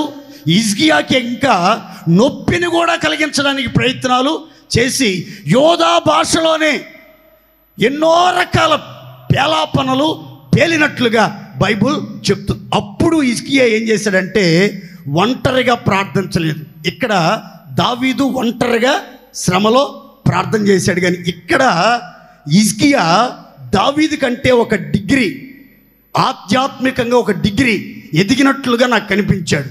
ఏం చేశాడంటే ఇతను ప్రవక్తతో కలిసి ఆలయంలోనికి వెళ్ళి ప్రవక్త యొక్క ప్రార్థన సహాయం కోరి ప్రవక్త రాజు ఇద్దరు మోకాళ్ళ మీద ఉండి దేవుని సన్నిధిలో ప్రత్యుత్తరం వచ్చేదాకా, దేవుడు తన పని మొదలుపెట్టేదాకా, తన దూతలను పంపించేదాకా, వారి యుద్ధములను జరిగించి వారికి సహాయం చేసి శత్రు శేషం నిర్మూలపరచబడే దాకా, దేవుని కాపుదల, దేవుని ద్వారా కలిగే ఘనత వారి మీదకి వచ్చేదాకా రాజు ప్రవక్త ఏం చేస్తున్నారు? ఆలయంలో ఉండి ప్రార్థన చేస్తా ఉన్నారు. దేవుని స్తోత్ర. ఆత్మీయ జీవితంలో కొంచెం ఎదిగిన వాళ్ళు ఏం చేస్తారో తెలుసా అండి? శ్రమ కలగంగానే ప్రార్థన చేసుకుంటారు ఇంట్లో. అప్పటికీ పరిష్కారం దొరకట్లేదు, అప్పటికి విడుదల దొరకట్లేదు, అప్పటికి విశ్రాంతి కలగట్లేదు, అప్పటికి మనసు కుదుటపడట్లేదు. అప్పుడు ఏం చేయాలంటే డైరెక్ట్గా మందిరానికి రావాలి. లేడీస్ అయితే, ఆడపిల్లలైతే, తల్లులు సహోదరులైతే సిస్టర్ల దగ్గరికి వెళ్ళి మీ సమస్య, మీరు ఎదుర్కొంటున్న సమస్య, మీరు బాగా బాధ అనుభవిస్తున్న సమస్య, మీరు నొచ్చుకుంటున్న సమస్య, మీరు భయపడుతున్న సమస్య, మీరు బెదిరిపోతున్న సమస్య, మీ కంటి మీద నిద్ర లేకుండా చేస్తున్న సమస్య ఏంటో మనసు విప్పి సిస్టర్లతో చెప్పండి. ఎందుకంటే బ్రదర్స్తో చెప్పలేరు, పాస్టర్తో చెప్పలేరు. కొంతమంది సిగ్గు ఎగ్గు లేని వాళ్ళు నాకు చెప్తానికి వస్తూ ఉంటారు. సిగ్గులేని వాళ్ళు, సిగ్గులేని మంద. ఎవరితో చెప్పాలో వాళ్ళతో చెప్పాలి. జాగ్రత్తగానండి. తండ్రినే, ఆత్మీయుడినే నాకు చెప్పక ఎవరో చెప్తారు అని మేము మళ్ళీ సెంటిమెంట్ డైలాగులు వద్దు. సిస్టర్లు ఉన్నారు ఇక్కడ, దేవుని స్తోత్రం చెప్పండి గట్టిగా. సిస్టర్లకు వచ్చి మీ సమస్యలు చక్కగా చెప్పుకోండి. వాళ్ళు మీతో కలిసి మందిరములో ప్రార్థనలో ఏకీభవించి మీ సమస్యల కోసం పోరాడతారు. దేవుని స్తోత్రం చెప్పండి గట్టిగా. పురుషులు, మీరు ఏదైనా ఒక సమస్య ఎదుర్కొంటున్నారు, ఆ సమస్య మీద మీకు జయం కలగట్లేదు, తలంపుల మీద మీకు జయం కలగట్లేదు, పాపిష్టి ఆలోచనల మీద జయం కలగట్లేదు, వ్యసనాల మీద జయం కలగట్లేదు, సిగరెట్ మానుకోలేకపోతున్నారు, మందు మానుకోలేకపోతున్నారు, మోహపు చూపులు మానుకోలేకపోతున్నారు, శరీర సంబంధమైన కోరికలను మీద జయం పొందలేకపోతున్నారు. ఎవరికైనా చెప్పుకుంటే కిందకి పైకి చూస్తారేమో, ఎప్పుడు చూసినా తెల్లబట్టలు వేసుకుంటాడు, భక్తి పరులాగా గంభీరంగా, మేకపోతు గాంభీర్యంతో సింహంలాగా తిరుగుతూ ఉంటాడు. ఎంత దుర్మార్గుడా, ఎంత నీచుడా అనుకుంటారేమని భయపడబాకండి. పురుషులు నిరభ్యంతరంగా వచ్చి సేవకులతో చెప్పండి. చెప్తే మీతో కలిసి ఆలయంలో ప్రార్థన చేస్తాం, రూములో ప్రార్థన చేస్తాం, గుర్తొచ్చినప్పుడల్లా ప్రార్థన చేస్తాం. మీరు మేము ఏకీభవించి సంఘముగా ప్రార్థన చేస్తే గొప్ప కార్యాలు జరిగిపోతాయి. ఎందుకో తెలుసా? బైబిల్లో యేసుప్రభు ఏం చెప్పాడు? నా నామమున 2 లేదా 3 ఏకీభవించిన ఎడల నేను వారి మధ్యలో ఉంటాను, వారు వేడుకొనినది వారికి అనుగ్రహించబడునుగాక. దావీదులాగా ఒంటరిగా ప్రార్థన చేసి సమాధానం పొందగలిగిన సామర్థ్యము, ఆ కృప, ఆ అభిషేకము, ఆ ధైర్యం మీకుంటే మంచిదే.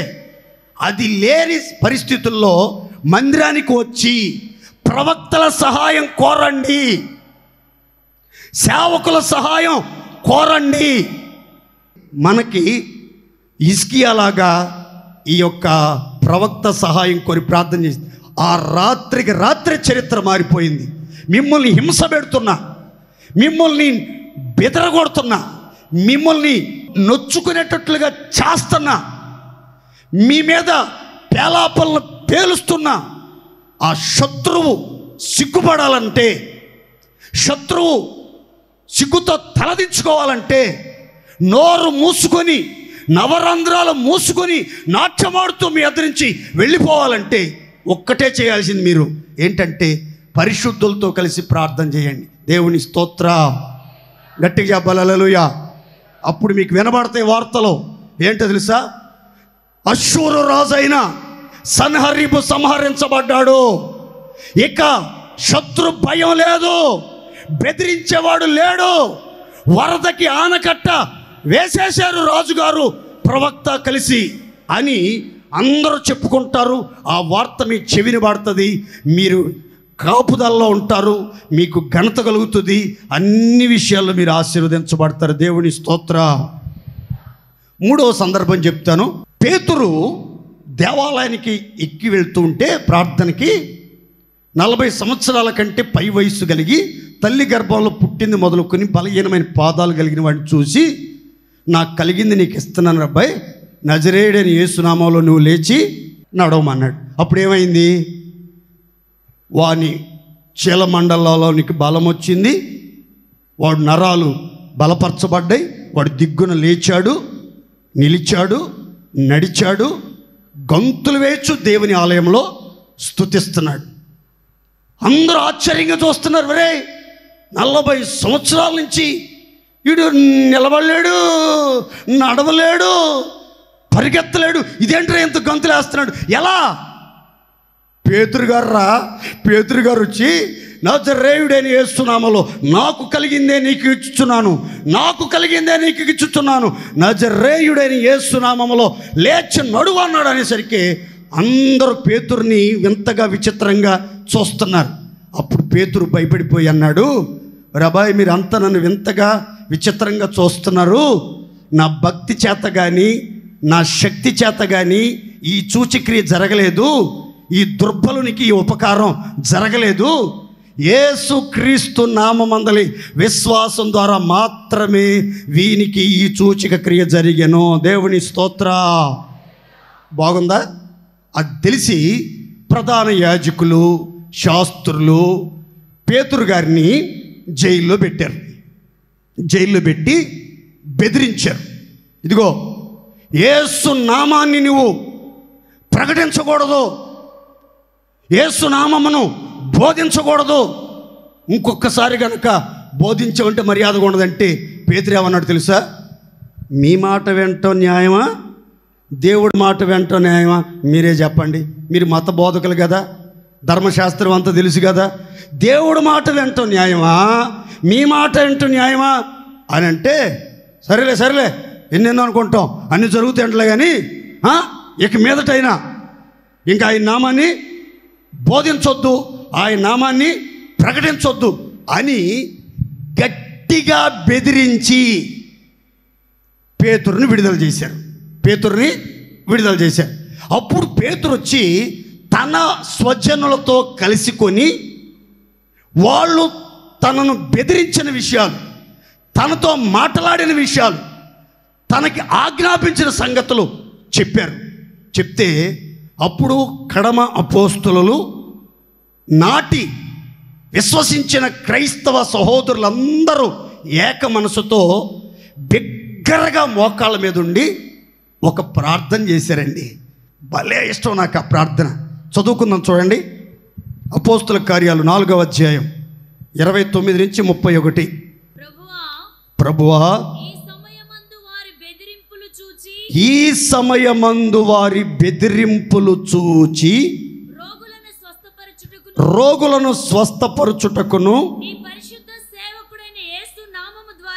యేసు నామము ద్వారా సూచక క్రియలను మహత్కార్యములను చేయుటకు నీ చెయ్యి చాచి ఉండగా నీ దాసులు బహుధైర్యముగా వాక్యమును బోధించున్నట్లు అనుగ్రహించుము.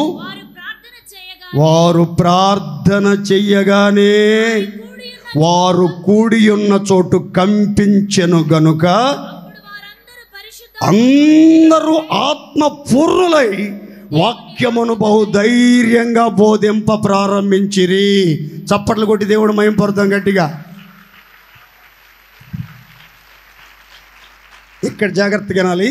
భక్తిహీనులు వరద పొర్రుల్లాగా వచ్చి పేతురుని బెదిరించారు. యేసునామాన్ని ప్రకటించకూడదు, యేసునామములో వాక్యాన్ని బోధించకూడదు, గట్టిగా బెదిరించారు. నోరు తెరవకుండా గొంతు నొక్కేయటానికి ప్రయత్నాలు చేశాడు. అప్పుడు తన స్వజనుల మధ్యలో రక్షించబడిన దేవుని పిల్లల మధ్యకు వచ్చి తన సమస్య చెప్తే వాళ్ళంతా ఏక మనసుతో ప్రార్థన చేస్తున్నారు. ఏమనంటే, ఈ సమయమందు వారి బెదిరింపులు చూచి, ఇటు చూడాలి అందరూ, ఈ సమయమందు వారి బెదిరింపులు చూచి రోగులు స్వస్థత నొందునట్లును నీ పరిశుద్ధ సేవకుడైన యేసు నామము ద్వారా సూచక క్రియలు జరుగునట్లు నీ చెయ్యి చాపబడి ఉండగా బోధకులు ధైర్యముతో వాక్యాన్ని బోధించున్నట్లు అనుగ్రహించండి. బెదిరింపులు చూడండి, రోగులు స్వస్థత నొందాలి, సూచక క్రియలు మీ పరిశుద్ధ సేవకుడైన యేసు నామములో జరగాలి, మీ దాసులు బహు ధైర్యముతో వాక్యం బోధించాలి అని ప్రార్థన చేస్తుంటే బైబిల్ చెప్తుంది, వాళ్ళు ప్రార్థన చేయుచుండగానే వాళ్ళు కూడి ఉన్న చోటంతా కంపించడం మొదలుపెట్టింది. దేవునికి స్తోత్ర. గట్టిగా చెప్పాలి హల్లెలూయా. ఎప్పుడైతే ప్రకంపనలు ఆ స్థలంలో ప్రారంభించబడ్డాయో, కదలికలు ప్రారంభించబడ్డాయో, అందరూ ఆత్మపూర్ణులై ఆత్మతో నింపబడి అన్య భాషలు మాట్లాడి ప్రార్థన చేస్తున్నారు. ఎనలేని ధైర్యం, మునుపటిని మించిన ధైర్యం వాళ్ళకు వచ్చి వాక్యాన్ని బోధించడం మొదలుపెట్టారు. దేవుని స్తోత్రం కలుగునుగాక. ఇక్కడ ఒక సంగతి చెప్తాను చూడండి. వరద పొరలాగా భక్తిహీనులు పేతురు దగ్గరికి వచ్చి బెదిరించిన తర్వాత, సంఘం ప్రార్థించిన తర్వాత జరిగిన విచిత్రం చెప్తాను చూడండి. అంతకుముందు పేతురు గారికి ఈ బెదిరింపుల తర్వాత ప్రార్థన చేసి దేవుని సహాయాన్ని పొందిన తర్వాత పేతురు గారి జీవితంలో కలిగిన ఓ చిన్న మార్పు చెప్తాను చూడండి. ఆ శృంగార దేవాలయం మెట్ల మీద కూర్చున్నటువంటి ఆ వ్యక్తిని చూసి పేతురు ఏమన్నాడు? నాకు కలిగినదే నీకు ఇచ్చుచున్నాను, నజరేయుడైన యేసు నామములో. ఓకే, ఇప్పుడు ఆ ప్రార్థన తర్వాత ఆత్మతో నింపబడిన తర్వాత ధైర్యంగా వాక్యం బోధించడం మొదలుపెట్టిన తర్వాత ఏం జరుగుతుందో తెలుసా? పేతురు గారు పలానా వీధికి వస్తున్నాడు, పలానా పట్టణానికి వస్తున్నాడు, పలానా గ్రామానికి వస్తున్నాడు, పలానా ప్రదేశంలో ఉన్నాడు అనే సమాచారం తెలుసుకుని పట్టణాలలో ఉన్నటువంటి రోగులను, గ్రామాలలో ఉన్నటువంటి రోగులను పొరుపుల మీద, మంచాల మీద, భుజాల మీద ఎత్తుకుని ఆ పేతురు గారు వచ్చే దారి పొడుగున రోగుల్ని పెట్టారండి. పేతురు గారి నీడబడితేనే ఇప్పుడు రోగులు లేచి కూర్చున్నారు. దేవుని స్తోత్ర. గట్టిగా చెప్పండి హల్లెలూయా, హల్లెలూయా. ఈ వరద ప్రవాహంలో బెదిరిపోలేదు, భయపడిపోయి ప్రార్థన ఆపలేదు, సువార్త ఆపలేదు, యేసునామం ప్రకటించడం ఆపలేదు. ఇప్పుడు ప్రధాన యాజకులు వచ్చేమన్నారు తెలుసా? మరలా, అబ్బాయి మీకేం చెప్పాం మేము? యేసునామాన్ని ప్రకటించకూడదని, ఆయన నామంలో బోధించకూడదని కదా మిమ్మల్ని బెదిరించింది గట్టిగా. ఇప్పుడు మీరేం చేస్తున్నారు తెలుసా? యెరూషలేము పట్టణమంతటిని ఆయన బోధతో నింపేస్తున్నారు. దేవునికి స్తోత్ర. గట్టిగా చెప్పాలి హల్లెలూయా, హల్లెలూయా. ఎన్ని వరద ప్రవాహాలు మీ మీదకి ఒడిగా వచ్చి కొట్టినా సరే మీ ద్వారా ఈ భీమవరం పట్టణం యేసయ్య బోధలతో, యేసయ్య ఉపదేశాలతో, యేసయ్య ప్రబోధాలతో, యేసయ్య ప్రేమతో, యేసయ్య దివ్య స్వభావాలతో నింపబడునుగాక. చెప్పాలి గట్టిగా ఆమేన్. రోగులందరూ స్వస్థపరచబడుదురుగాక. పరిశుద్ధ సేవకుడైన యేసు నామము ద్వారా సూచక క్రియలు కోకొల్లలుగా జరుగునుగాక. నేను ధైర్యంతో చెప్తున్నాను, మీరందరూ నమ్మకంగా ప్రతిరోజు నా కోసం ఏక మనసుతో ప్రార్థన చేస్తే, ఇప్పుడు ప్రకటిస్తున్నప్పుడు అద్భుతాలు జరగటం కాదు, నా నీడ పడితేనే, చేతులు కూడా పెట్టవసరం లేదు, నా నీడ పడితేనే మీలో ఉన్నటువంటి దీర్ఘకాలిక రోగాలు, కుదర్చబడిన రోగాలు, శాశ్వతంగా మిమ్మల్ని వెంటాడి వేధిస్తున్న రోగాలు యేసు నామములో పటాపంచలైపోవునుగాక. నేను నమ్ముతున్నా. నా నమ్మకాన్ని మీరు ఒమ్ము చేస్తారో నిలబెడతారో తెలియదు. మీరంతా ఏక మనసుతో ప్రార్థన చేయాలి, ఏక మనసుతో ప్రార్థన చేయాలి. ఏమని? బెదిరింపులకు, ప్రలోభాలకు భయపడి మా సేవకులు వాక్యాన్ని ఉన్నట్లు బోధించకుండా, వాక్యంలో లూజ్ ఇవ్వకూడదు, లూజు మాటలు మాట్లాడకూడదు, సమర్థించే మాటలు మాట్లాడకూడదు, భక్తిని గణపరుచుకుంటా ముందుకు సాగకూడదు. ఉన్నంతకాలం సత్యవాక్యానికి సాక్షిగా నిలబడాలి. వాక్యాన్ని కరాఖండిగా బోధించాలి. వాక్య ప్రభావం సంఘములో అందరి మీద ప్రభావితం చూపాలని మీరు ప్రార్థన చేయండి. ఆయన చెయ్యి చాపబడుతుంది, రోగులు బాగైపోతారు, స్వస్థతలు జరుగుతాయి, ధైర్యంతో నింపబడతారు. అన్ని చోట్ల దేవుని వాక్యం మన సంఘం ద్వారా బోధించబడునుగాక. గట్టిగా చెప్పండి హల్లెలూయా. మొదట మీరు గుర్తుపెట్టుకోండి, దావీదు చెప్తున్నాడు, వరద పొరులు వలె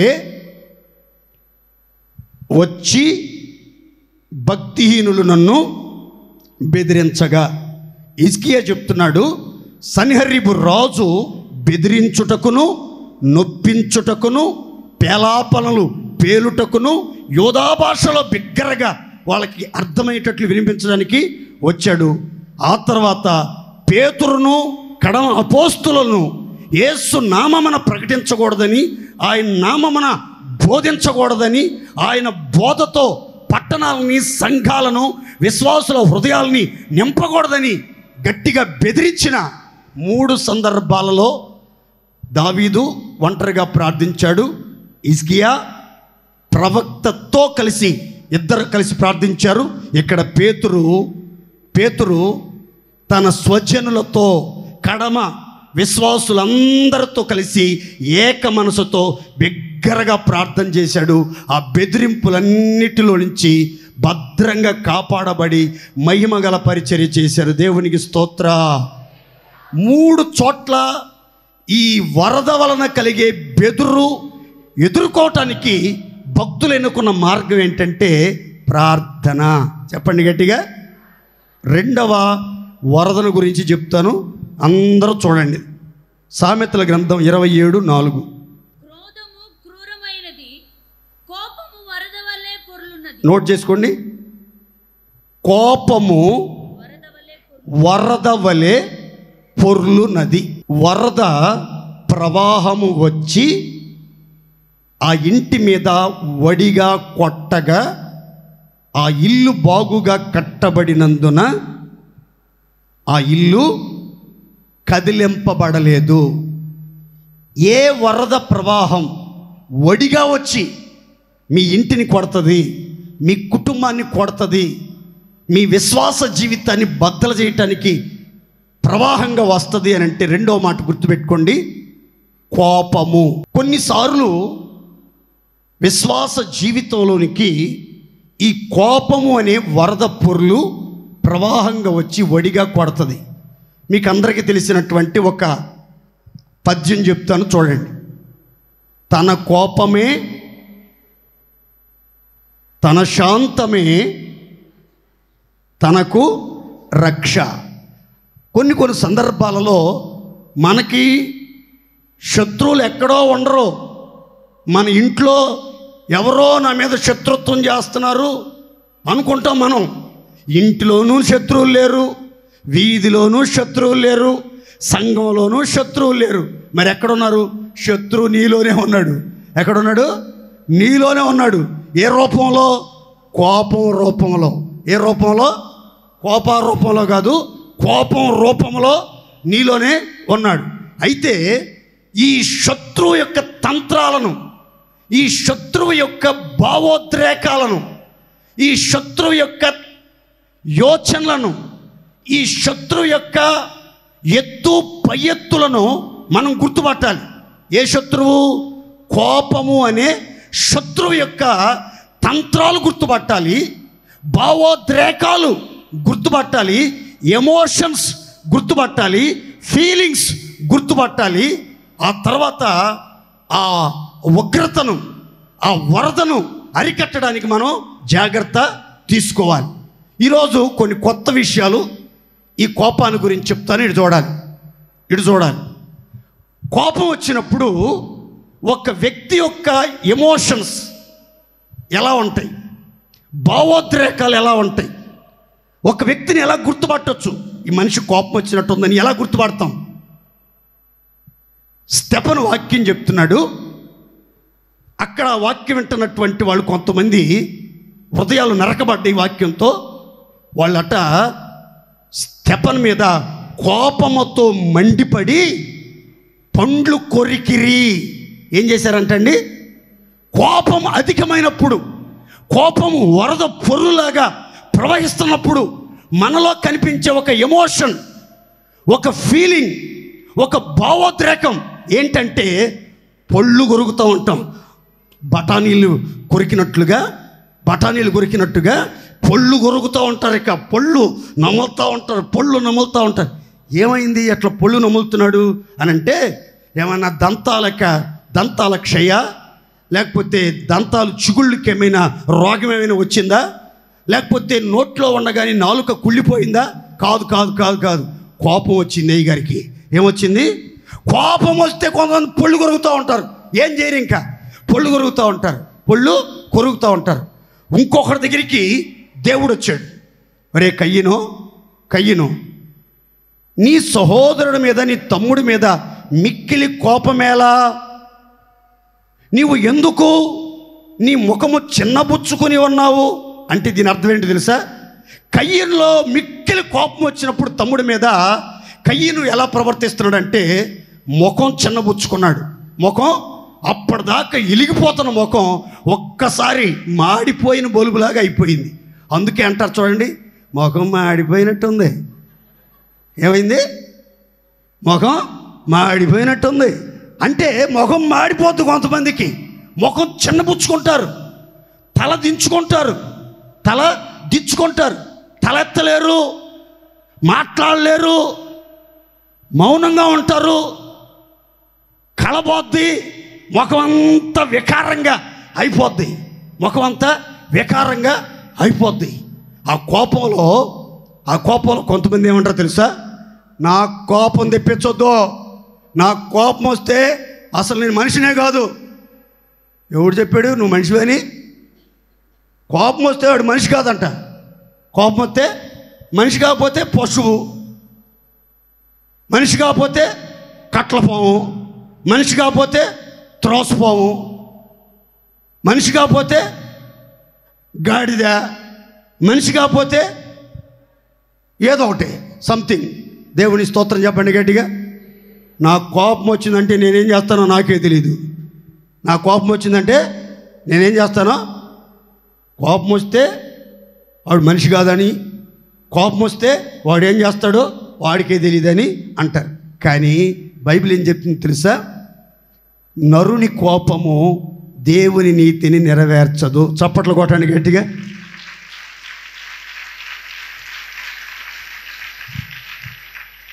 ఒక చిన్న సెంటెన్స్ చెప్తాను, ఒక చిన్న వాక్యం చెప్తాను, మీ హృదయంలో రాసుకోవాలి.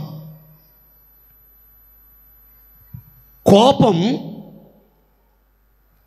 సూర్యుడు అస్తమించే లోపు మానుకోవాలి, విడిచిపెట్టాలి. అలా కాకుండా కోపాన్ని అట్లాగే డబల్ కాట్ మంచం వేసి ఏసీ ఆన్ చేసి మంచి బెడ్షీట్ కప్పి పడుకోబెట్టామనుకోండి, హృదయంలో కోపం కాస్త ఏమైందంటే పాపంగా మారిద్ది. ఎలా మారిద్ది? పాపంగా మారిద్ది. పాపం కాస్త ఏమైందంటే పగగా మారిద్ది. పగ కాస్త ఏమైందంటే ప్రాణాలు తీసేదానికి ప్రయత్నం చేస్తుంది. ప్రాణాలు తీసేదానికి, నరహంతకుడుగా మార్చేదానికి ప్రయత్నాలు చేస్తుంది. కనుక మనిషి అన్నాక ప్రతి వారిలో కోపతాపాలు ఉంటాయి. ఎందుకంటే అందరం ఉప్పు కారాలు తింటున్నాం, సీము రక్తం ఉంది, సమాజంలో తిరుగుతున్నాం కనుక కోపాలు అందరికీ ఉంటాయి. అయితే కోపం అవసరాన్ని బట్టి అవసరమే కానీ అనవసరంగా కోపం తెచ్చుకోకూడదు. కోపం ఎన్నో అనర్థాలకి, నష్టాలకి, నాశనాలకి దారితీస్తుంది. కాబట్టి దేవుని పిల్లలు కోపాన్ని పాపంగా మార్చుకోకూడదు, పాపాన్ని పగగా మార్చుకోకూడదు, పగని ప్రాణాలు తీసేదానికి ప్రయత్నంగా మార్చుకోకూడదు. కయ్యను జీవితంలో కోపాన్ని పాపంగా మార్చుకున్నాడండి. ఆ పాపం పగగా మారిపోయింది. ఆ పగతో పొలంలో ఉండగా తమ్ముడి మీద పడి ప్రాణాలు తీసేసాడండి. కనుక నా మాటేనండి, ఈ కోపం మీ కుటుంబాల్లో, స్నేహితుల మధ్యలో, ఆత్మీయుల మధ్యలో, పరిశుద్ధుల మధ్యలో సమాధానాన్ని పాడు చేస్తుంది. ఐక్యతని పాడు చేస్తుంది, సంతోషాన్ని పాడు చేస్తుంది, నెమ్మదితో కూడిన వాతావరణాన్ని పాడు చేస్తుంది, ఎన్నో భయంకరమైనటువంటి అనర్థాలకి అరిష్టాలకి దారితీస్తుంది. కనుక దేవుని పిల్లలు ఎట్టి పరిస్థితుల్లో కోపాన్ని ఒక చినుకులాగా పడనీయాలే కానీ దాన్ని వానలాగా, ముసురు దినానగారే వానలాగా, ఆ తర్వాత వరద నీరులాగా మార్చకూడదు. ఆ వరద పొంగిందో ఆ ప్రవాహంలో ఎన్ని శవాలు తేలుతాయో, ఎంత నష్టాలు కలుగుతాయో, ఎన్ని కరెంటు స్తంభాలు పడిపోతాయో, ఎంతమంది జీవితాలు సర్వనాశనం అయిపోతాయో మనకు తెలియదు. అందుకని నా 2 చేతులు జోడించి చెప్తున్నాను, కోపాన్ని వరద పొర్లులాగా మీ గుండెల్లో నుంచి ప్రవహింపనీయవద్దు. దేవుని స్తోత్రం చెప్పండి గట్టిగా. ఇంకొక మాట కూడా చెప్తాను ఇందులోనే. కోపము ఒక వ్యక్తి మీద ఉన్నప్పుడు, ఒక వ్యక్తి మీద మనకి కోపం పెరిగిపోతున్నప్పుడు, కోపం అధికమవుతున్నప్పుడు, ఆగ్రహంతో రగిలిపోతూ ఉన్నప్పుడు మనం ఆ వ్యక్తితో సంభాషించకూడదు. ఆ వ్యక్తితో ఏం చేయకూడదు? గుర్తుపెట్టుకోవాలి. ఆ వ్యక్తితో ఏం చేయకూడదు? సంభాషించకూడదు.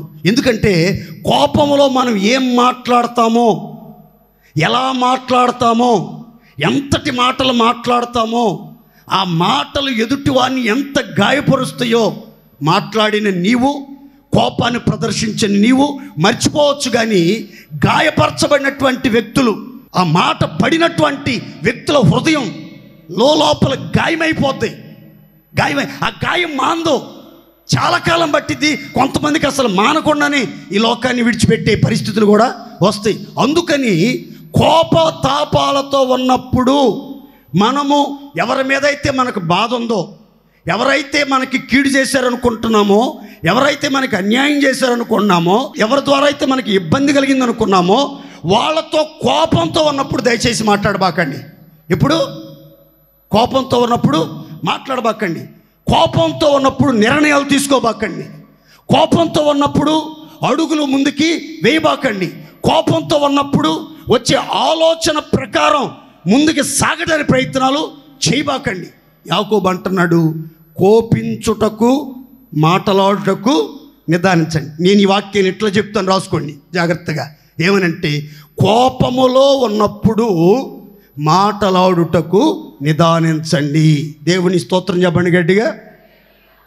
లేదు, నేను మాట్లాడితే నా కోపం తగ్గిపోద్ది, నా బాధ తగ్గిపోద్ది, నా ఆవేశం చల్లారిపోద్ది అనుకున్నారనుకోండి, మీరేం చేస్తారంటే సెల్ ఫోన్లో రికార్డ్ ఆన్ చేసుకోండి, వీడియో కానీ ఆడియో కానీ ఆన్ చేసుకోండి.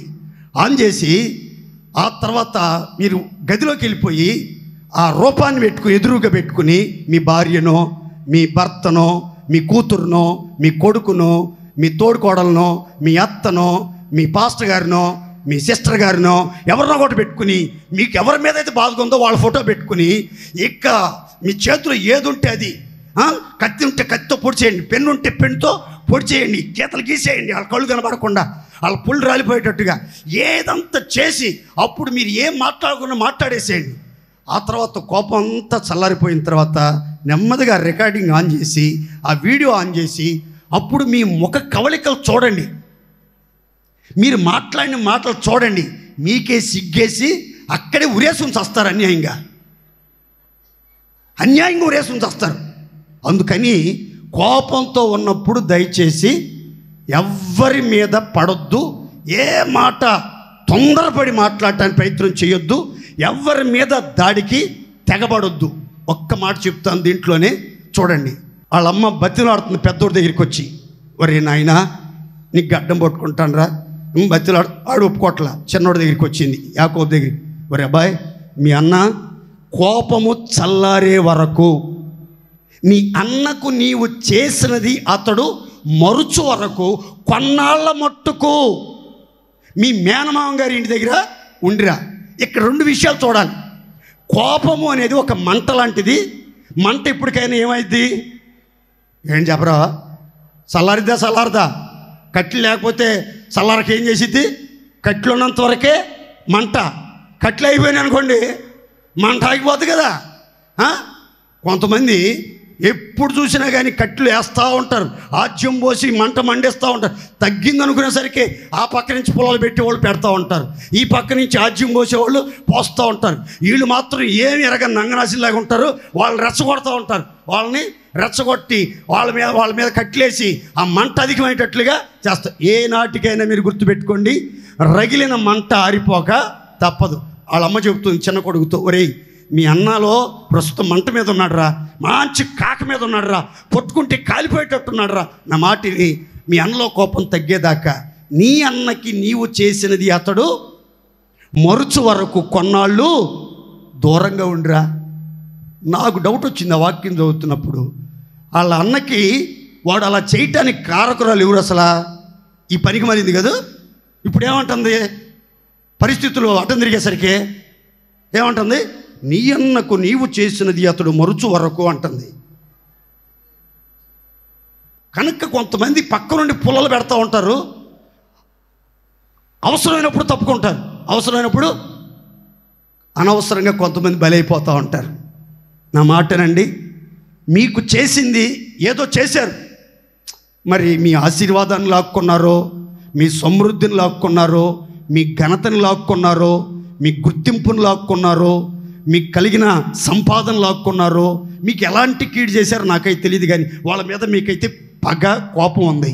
ఆ కోపం కొన్నాళ్ళ మట్టుకే ఉంటుంది. ఆ తర్వాత మీలో కోపం తగ్గిపోద్ది. ఎందుకంటే మనం మనుషులం. ఎందుకంటే మనకే గ్యారెంటీ లేదు. ఆ ఫ్యాన్కి 5 సంవత్సరాలు గ్యారెంటీ ఇచ్చాడు. అది థాయిలాండ్ ఫ్యాన్, అది 5 సంవత్సరాలు గ్యారెంటీ ఇచ్చాడు. కానీ మనకి ఒక ఇంట్లో 2 కొడుకులు ఉన్నారు, ఇంకొక గదిలో భార్యాభర్తలు ఉన్నారు. ఖమ్మంలో వరద వస్తుంది, వాళ్ళ అమ్మ ఏదో చెప్పాలనుకుంది, సెల్ ఫోన్లో ఛార్జింగ్ అయిపోయింది, పెద్ద పెద్ద కేకలేస్తుంది. ఈలో అమాంతంగా తల్లిదండ్రులు ఉన్న ఇంటిని కొట్టేసింది వరద. ఆ వరదలో వెళ్ళిపోయారు, చచ్చిపోయారు. చూస్తారున్నారు కొడుకులు, యవనస్తులు 2 ఎక్కిలెక్కిలు పెట్టి ఏడుస్తున్నారు, కానీ ఏం చేయలేని పరిస్థితి. దయచేసి మీకు నా 2 చేతులు జోడించి చెప్తున్నాను, కోపాన్ని ఉంచుకోబాకండి, కోపాన్ని దాచుకోబాకండి, కోపాన్ని ప్రదర్శించబాకండి, కోపంలో మాట్లాడబాకండి, కోపాన్ని వరద పొరులంతా విస్తారంగా చేసుకోబాకండి. కోపం ఏనాటికైనా ఎంతో భయంకరమైన నష్టాన్ని, భయంకరమైన ప్రమాదాలని సృష్టిస్తుంది. కుటుంబ వ్యవస్థని నరక కోపంగా మార్చేస్తుంది, సమాధానం లేకుండా చేస్తుంది. ఒకళ్ళొకళ్ళు మాట్లాడుకోకుండా, ఒకళ్ళొకళ్ళు కరుచుకునేటట్లు, పళ్ళు కొరుక్కునేటట్లు, ముఖాలు మార్చుకునేటట్లు చేస్తుంది. కనుక మీరందరూ కూడా కోపాలు అందరికీ వస్తాయి, మనం మనుషులం కాబట్టి ఆ కోపంలో మాత్రం మాట్లాడటాన్ని నిదానించండి. నీకు కీడు చేసిన వానికి నష్టాన్ని కలిగించడానికి తొందరపడబాకండి. ప్రతి దానికి ఒక గడి ఉంటుంది. అన్ని విషయాలలో కోపము ద్వారా ఎవరి జీవితాలు ఎటువంటి అనర్థాలు కలగకుండా నా దేవుడు కాపాడునుగాక. గట్టిగా చెప్పండి హల్లెలూయా. గట్టిగా చెప్తారా హల్లెలూయా. 124వ కీర్తన మొదటి 2 చరణాలు చదవండి. మనుషులు మన మీదకి వరద పొర్లు వలె లేచినప్పుడు యెహోవా మనకు తోడై ఉండని ఎడల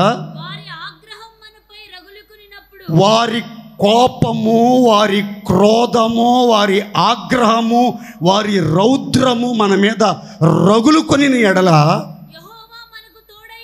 యెహోవా మనకు తోడై ఉండని ఎడల వారు మనల ప్రాణముతోనే మింగేసేవాళ్ళు. తలలపైకే చూడండి, కీర్తనకారుడు చెప్తున్నాడు, మనుషులు మన మీదకి కోపంతో వరద పొర్రులాగా మన మీదకి లేచినప్పుడు వారి ఆగ్రహం కట్టలు తెంచుకుని, వారి ఆవేశం కట్టలు తెంచుకుని ఒక బలమైన వడిగల ప్రవాహంలాగా మిమ్మల్ని కొట్టడానికి మీ మీదకి వస్తున్నప్పుడు మన దేవుడైన యెహోవా మనకు తోడై ఉండకపోతే ఆ కోపంతో మన మీదకి వచ్చినటువంటి మనుషులు అమాంతంగా మనల్ని మింగేసేవాళ్ళు, మన ప్రాణాలు తీసేసేవాళ్ళు. ఈరోజు మనం సజీవులుగా ఉన్నామంటే ఎవరి కోపానికి దేవుడు మనల్ని అప్పగించకుండా వరద పొరులకి మనల్ని అప్పగించకుండా, శత్రు సేనలకు మనల్ని అప్పగించకుండా, వారి ఆగ్రహానికి మనల్ని ఆహుతి చేయబడకుండా మనం కాపాడబడ్డామంటే దానికి కారణం ఏంటో తెలుసా? మనకి దేవుడు తోడై ఉన్నాడు. గట్టిగా చప్పట్లు కొట్టండి, గట్టిగా.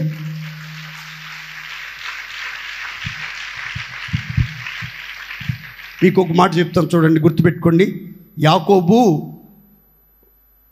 భార్యతో, పిల్లలతో, దాసదాసీలతో చెప్పాడు, లాబాను విషయంలో ఏదో మార్పు వచ్చింది, చాలా కోపంతో ఉన్నాడు, అతను ఇదివరకులాగా నన్ను ప్రేమించట్లేదు, నన్ను గణపరచట్లేదు, నన్ను అర్థం చేసుకోవట్లేదు, మనం మా ఇంటికి వెళ్ళిపోదామని చెప్తే సరేనన్నారు.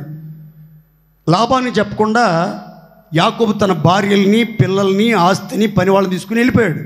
మూడో రోజు తెలిస్తే 7 రోజులు ప్రయాణం చేసి గిలాదు కొండ మీద యాకోబుని కలుసుకున్నాడు. మొత్తం మీద ఇశ్రాయేలీల యొక్క ప్రయాణం లెక్కలు చెప్తాను, గుర్తుపెట్టుకోండి.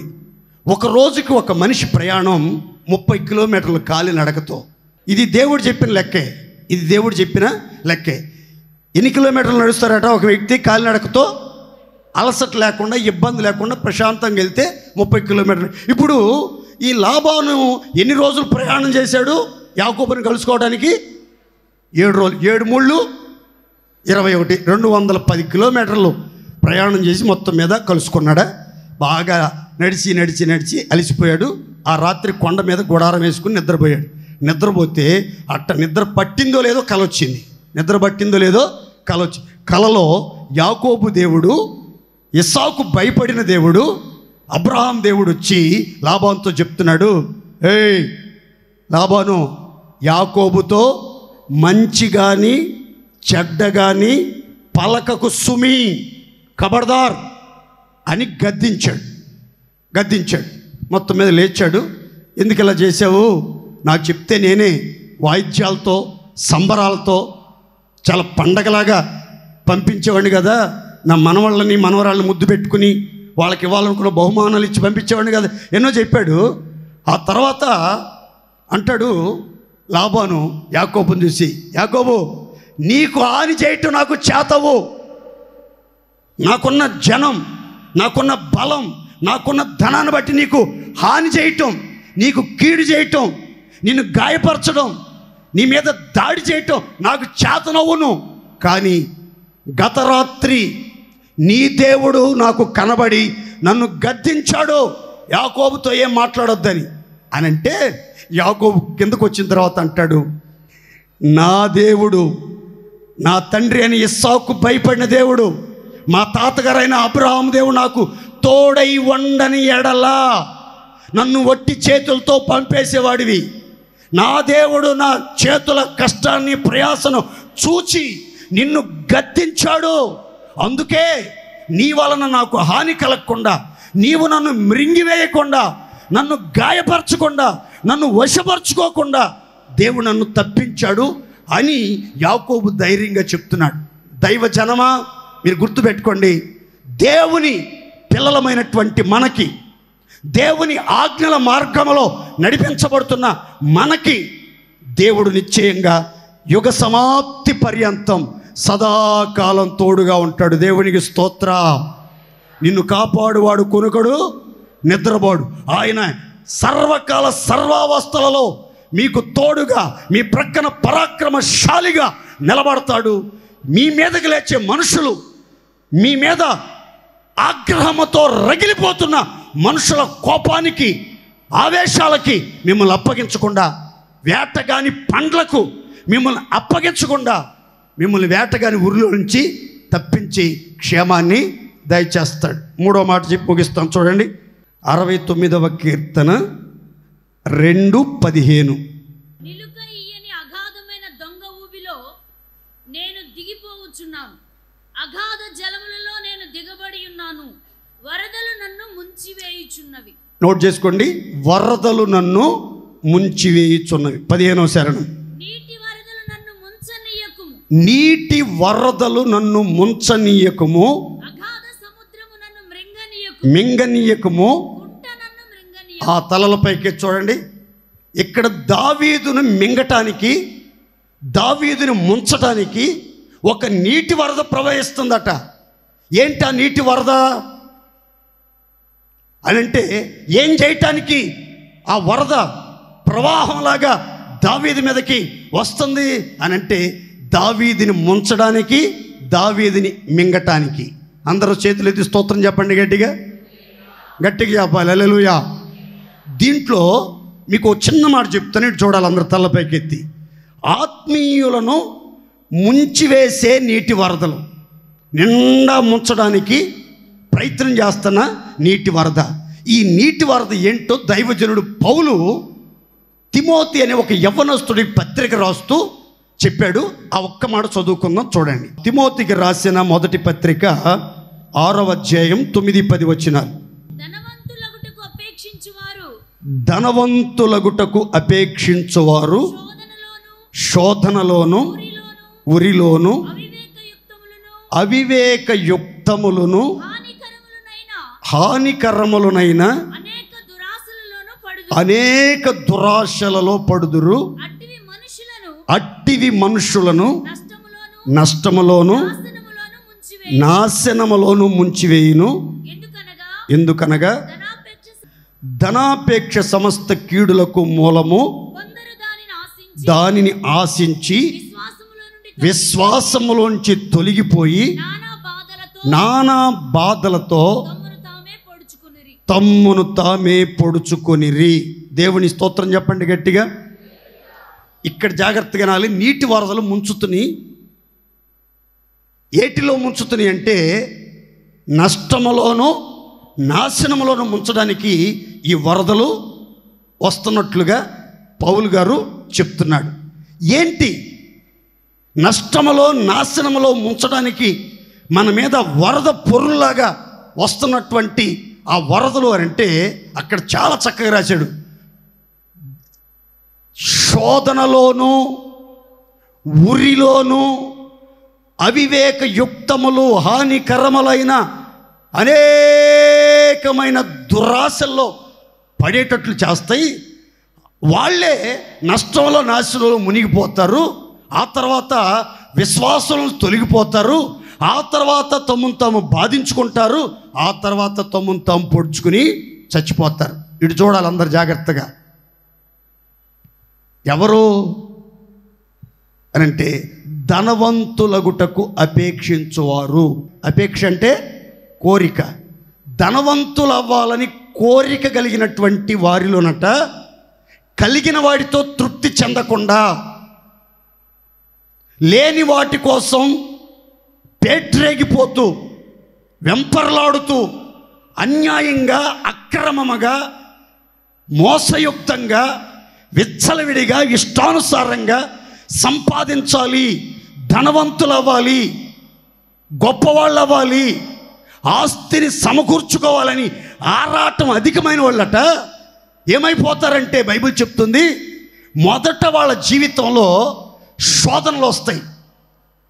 ధన వ్యామోహానికి సంబంధించి రకరకాల శోధనలు వస్తాయి, రకరకాల శోధనలు. అందుకని పెద్దలు చెప్తూ ఉంటారు, ధనం సమస్త కీడులకి మూలం. ఒక వ్యక్తికి ధనం అధికమైందనుకోండి, ఐశ్వర్యం అధికమైందనుకోండి, ఆ వ్యక్తికి నిద్ర పట్టదట, నిద్ర పట్టదు. ధనం ఎక్కువైతే దాన్ని అపేక్షించేవాళ్ళు, భక్షించేవాళ్ళు కూడా ఎక్కువైపోతారట. అందుకే సొలొమోను ఒక మాట చెప్తాడండి, ఇటు చూడాలి. ఐశ్వర్యము పొంద ప్రయాసపడకము, అట్టి అభిప్రాయం నీకు కలిగినని వెంటనే దాన్ని విడిచిపెట్టు. ఐశ్వర్యం పొందాలన్న ఆలోచనే, అభిప్రాయమే, ఉద్దేశమే, ఊహే నీకు రాకూడదు. దానికోసం అసలు నువ్వు ప్రయత్నాలు చేయబాకు. వెంటనే ఆ ఆలోచన వచ్చినప్పుడు ప్రారంభంలో దాన్ని తుంచేయి. దేవుని పిల్లలు ఐశ్వర్యం కొరకు, ధనవంతులగుటకు, ధనాపేక్ష కలిగిన వారిగా మార్చబడకూడదట. ఎందుకంటే ఎన్నో శోధనలు వచ్చే ప్రమాదం ఉంది. ధనం అనేది పనికి మాలిందండి. జీవము లేని డబ్బు జీవము కలిగిన వ్యక్తులను హతమారుస్తుంది, జీవము గల వ్యక్తులతో ఆటలాడుకుంటుంది.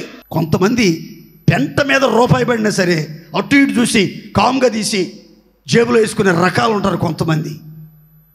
దాంట్లో ఉన్న మొత్తేంటో తెలియదు, మైకమేంటో తెలియదు, మనకి ఎలా శోధించిద్దో తెలియదు మనకి. చూడండి, సెలబ్రిటీలు, ధనవంతులు, లగ్జరీ లైఫ్కి అలవాటు పడిపోయినటువంటి వాళ్ళు ఈ డబ్బు కోసం ఎలాంటి శోధనలు చిక్కుకుంటున్నారో, ఇరుక్కున్నారో తెలుసా? చెయ్యగూడని వ్యభిచారపు కార్యాలు, వెళ్ళగూడని స్థలాలకు వెళ్ళటం, పెట్టుకోకూడని సంబంధాలు పెట్టుకోవటం. వాడి వయసు 60, ఈ అమ్మాయి వయసు 38, వాడి వయసు 52, ఈ అమ్మాయి వయసు 26. ఇంకో విచిత్రం చెప్పమంటారా? నిన్న గుంటూరులో జరిగినటువంటి విషయం. 4 ఆడవాళ్ళు, స్త్రీలు కొంతమంది దగ్గర డబ్బు తీసుకున్నారు. డబ్బు ఇచ్చిన వాళ్ళు మళ్ళీ అడుగుతారు కదండి. అడిగారు, పలానా చోటకి రమ్మన్నారు, వచ్చారు. వచ్చిన తర్వాత వాళ్ళకి చక్కగా కూల్ డ్రింక్ ఇచ్చి, తాగండి, మీ డబ్బులు మీకు పూలల్లో పెట్టిస్తామన్నారు. ఆ కూల్ డ్రింక్ తాగారు. తాగిన వెంటనే చచ్చిపోయారు. కారణం ఏంటి అని అంటే, ఆ కూల్ డ్రింక్లో సైనైడ్ అనే పాయిజన్ కలిపారు. ఏం కలిపారు? సైనైడ్ అనే పాయిజన్. అట్లా నోట్లో పెట్టుకోగానే తాగగా చచ్చారు అంతే. జాగ్రత్త, ఎవరికైనా అప్పిచ్చారంటే మీరు వాళ్ళ ఇంట్లో టీలు కానీ, కాఫీలు కానీ, టిఫిన్లు కానీ, భోజనాలు కానీ, లడ్డూలు కానీ తినబాకండి. ఏ తల్లికి ఎలాంటి బుద్ధి పుట్టిదో తెలియదు కదా. ఈ పేడ ఎరగడేయటట్లేదు, వీడిని మనం మామూలుగా కొట్టలేము, ఈజీగా కొట్టాలి అనుకుని ఏది పెట్టినా పెడతారు. అందుకని, ఎందుకంటే డబ్బు పనికి మాలని చెప్పాను కదా మీకు ముందే. ఏ శోధన ఎవరిలో ప్రవేశించిందో తెలియదు. అందుకని నా మాటనండి, శోధనలు వస్తాయి, ఊరొచ్చిద్ది. ఆ తర్వాత అనేకమైన దురాశలు చేస్తాయి. మీకు ధనవంతులు అవ్వాలనుకుంటే ఎన్ని దురాశ దుఃఖానికి చెప్పరే. కనుక ఆశ ఉండటం మంచిది, ధనం ఉండటం మంచిది. కానీ ధనవంతులు అవ్వాలని కోరిక కానీ, ధనాపేక్ష కానీ, డబ్బు మీద మోజు కానీ దేవుని పిల్లల్లో ఉండకూడదు. దేవుని స్తోత్ర. అందుకే ఆగూరు ప్రార్థన చేస్తాడు. ఏమనంటే, నాకు ఐశ్వర్యవంతుడు అవ్వాలని లేదు, పేదవాడిని అవ్వాలని లేదు, సరిపడునంత మంచి భోజనం, మంచి బట్ట, మంచి ఇల్లు ఉంటే చాలు. ఇలా గనక ఎవరైనా తృప్తిగా ఉన్నారనుకోండి, కలిగిన దాంతో అసలు ఏ ఆలోచనలు ఉండవు, ఏ ఆశలు ఉండవు, ఎలాంటి దురాశ ప్రవేశించదు, ఎలాంటి ఇబ్బందులు కూడా రావు. ఎక్కడ నష్టంలో ముంచబడరు, నాశనంలో ముంచబడరు. ఎందుకు నాశనంలో ముంచేయబడుతున్నారు? నష్టంలో మునిగిపోతున్నారు, వరద పొరలు ముంచేస్తుంది అని అంటే అనేకమైన దురాశలు. ఇంట్లో ఉన్నవాళ్ళు 2 అంతస్తు కట్టుకుందామని, 2 అంతస్తు ఉన్నవాడు 3 అంతస్తు, బైక్ మీద వచ్చేవాడు కారు కొనాలని. ఏంటండి ఈ విడ్డోరం? 1000 రూపాయలు చీర కొనుక్కునే ఆవిడ డబ్బు వచ్చేసరికి 10,000 చీర కావాలంటది. 10,000 చీరతో తృప్తి పడదు, 25,000 అంటది. 25,000 కాదు, ద్వారంపూడిలో 2 లక్షల రూపాయల పుట్టి చీర వచ్చిందంటండి, సపరేట్గా నేస్తారంటండి. అక్కడికి వెళ్ళి ఆ చీర తీసుకుంటానండి. ముందుగా ఏం చేసుకుంటావండి? అనుభవించకుండా ఏం చేసుకుంటా? పొళ్ళు పీగబెట్టి ఎట్టాగే పోతావా? నువ్వు అనుభవించు, మమ్మల్ని కూడా అనుభవించనివా? కొంతమంది మీద పడతారు, ఎగబడతారు అట్టాగి మొగుళ్ళ మీద. నా మాటనండి, డబ్బు అనేకమైన దురాశలు పుట్టిస్తుంది మీలో. పుట్టించి మిమ్మల్ని సర్వనాశనం చేసేదాకా వదిలిపెట్టదు ఈ నీటి వరదలాగా. నోవహు కాలంలో ఉన్న భక్తిహీనుల్ని, సువార్తకు లోబడినటువంటి వాళ్ళందరినీ నీటి వరద ముంచి నాశనం చేసేసిందంటండి. అప్పుడున్న లోకాన్ని నీటి వరదతో దేవుడు ముంచి నాశనం చేశాడు. ఇప్పుడున్న లోకాన్ని ఎలా నాశనం చేయబోతున్నాడో తెలుసా? దేంట్లో ముంచబోతున్నాడో తెలుసా? అగ్నిలో ముంచబోతున్నాడు. దేంట్లో ముంచబోతున్నాడు? అగ్నిలో ముంచుతాడు, ఆ తర్వాత నాశనం చేస్తాడు. 3 లోకాలు ఉన్నాయి. అప్పుడున్న లోకం, ఇప్పుడున్న లోకం, రాబోయే లోకం.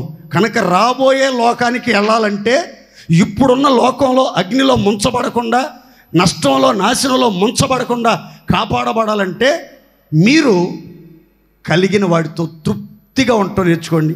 దేవుని స్తోత్రం చెప్పండి గట్టిగా. మన పితరులైన ఇశ్రాయేలు విశ్వాసాన్ని బట్టి సముద్ర అగాధ జలముల మీద 6 నెలల్లో నడిచినట్లుగా నడిచిపోయారట. మన పితరులైన ఇశ్రాయేలీలు అగాధ జలముల మీద ఎట్లా నడిచిపోయారు? 6 నెలల మీద నడిచినట్లుగా నడిచారట. దేన్ని బట్టి? విశ్వాసమును బట్టి. ఐగుప్తీయులను అలాగే చెయ్యజూచి ఏమైపోయారు? ఆ నీటి వరదలో మునిగిపోయారు. నా ప్రియమైన దేవుని బిడ్డలారా, మనం విశ్వాసముతో ఆ నీటి వరదలో ముంచబడకుండా, నష్టంలో ముంచబడకుండా, నాశనములో ముంచబడకుండా, విశ్వాసము తొలగిపోకుండా, మనల్ని మనం బాధించుకుని మనల్ని మనమే హింసించుకోకుండా మనం సురక్షితంగా క్షేమంగా కాపాడబడాలి. బాగుగా కట్టిన ఇంటి వలె కదిలిపోకుండా నిత్యమైన కట్టడం వలె నిలిచి ఉండాలి.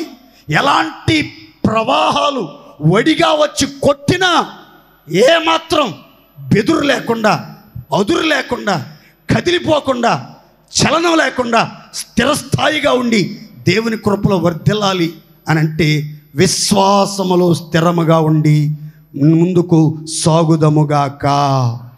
మొదటి వరదను తట్టుకు నిలబడటానికి కావలసింది, బెదిరింపుల వరదను తట్టుకు నిలబడటానికి కావాల్సింది ఆత్మీయులకి ప్రార్థన. 2, కోపం అనే వరద పొర్రులాగా మన మీదకి వస్తూ మనుషులు మన మీదకి వరద పొర్లు వలె లేచి ఆగ్రహంతో రగిలి మనల్ని ప్రాణాలతో మింగాలనుకున్నప్పుడు మనకు కావాల్సింది ఏంటంటే దేవుని తోడు. ఏం తోడు? 3, నీటి వరదలు మనం ముంచకుండా మనం కాపాడబడాలి, రక్షించబడాలి అని అంటే మనకు కావాల్సింది ఏంటంటే విశ్వాసం. ఏంటది? ఈ 3 అనుభవాలు కలిగిన వాళ్ళు ఎవరంటే లోతుగా తవ్వి పునాది మీద తమ ఇల్లును బాగుగా కట్టిన వారిని పోలి ఉంటారు. అయ్యో వరదలు వచ్చినాయి, ప్రవాహం వచ్చి వడిగా కొట్టింది, ఆ ఇల్లు కదలేదు. నా ఆశ, నా ధ్యాస, నా ప్రార్థన ఒక్కటే, మీలో ఏ ఒక్కరు దేవునిలో నుండి, సంఘంలో నుంచి, పరిశుద్ధతలో నుంచి, దేవుని ఏర్పాటులో నుంచి తొలగిపోకుండా, కదిలిపోకుండా బాగుగా కట్టబడిన ఇంటి వలె, పునాది కలిగిన ఇంటి వలె కట్టబడి దేవుని రాకడకు సిద్ధపరచబడుదురుగాక.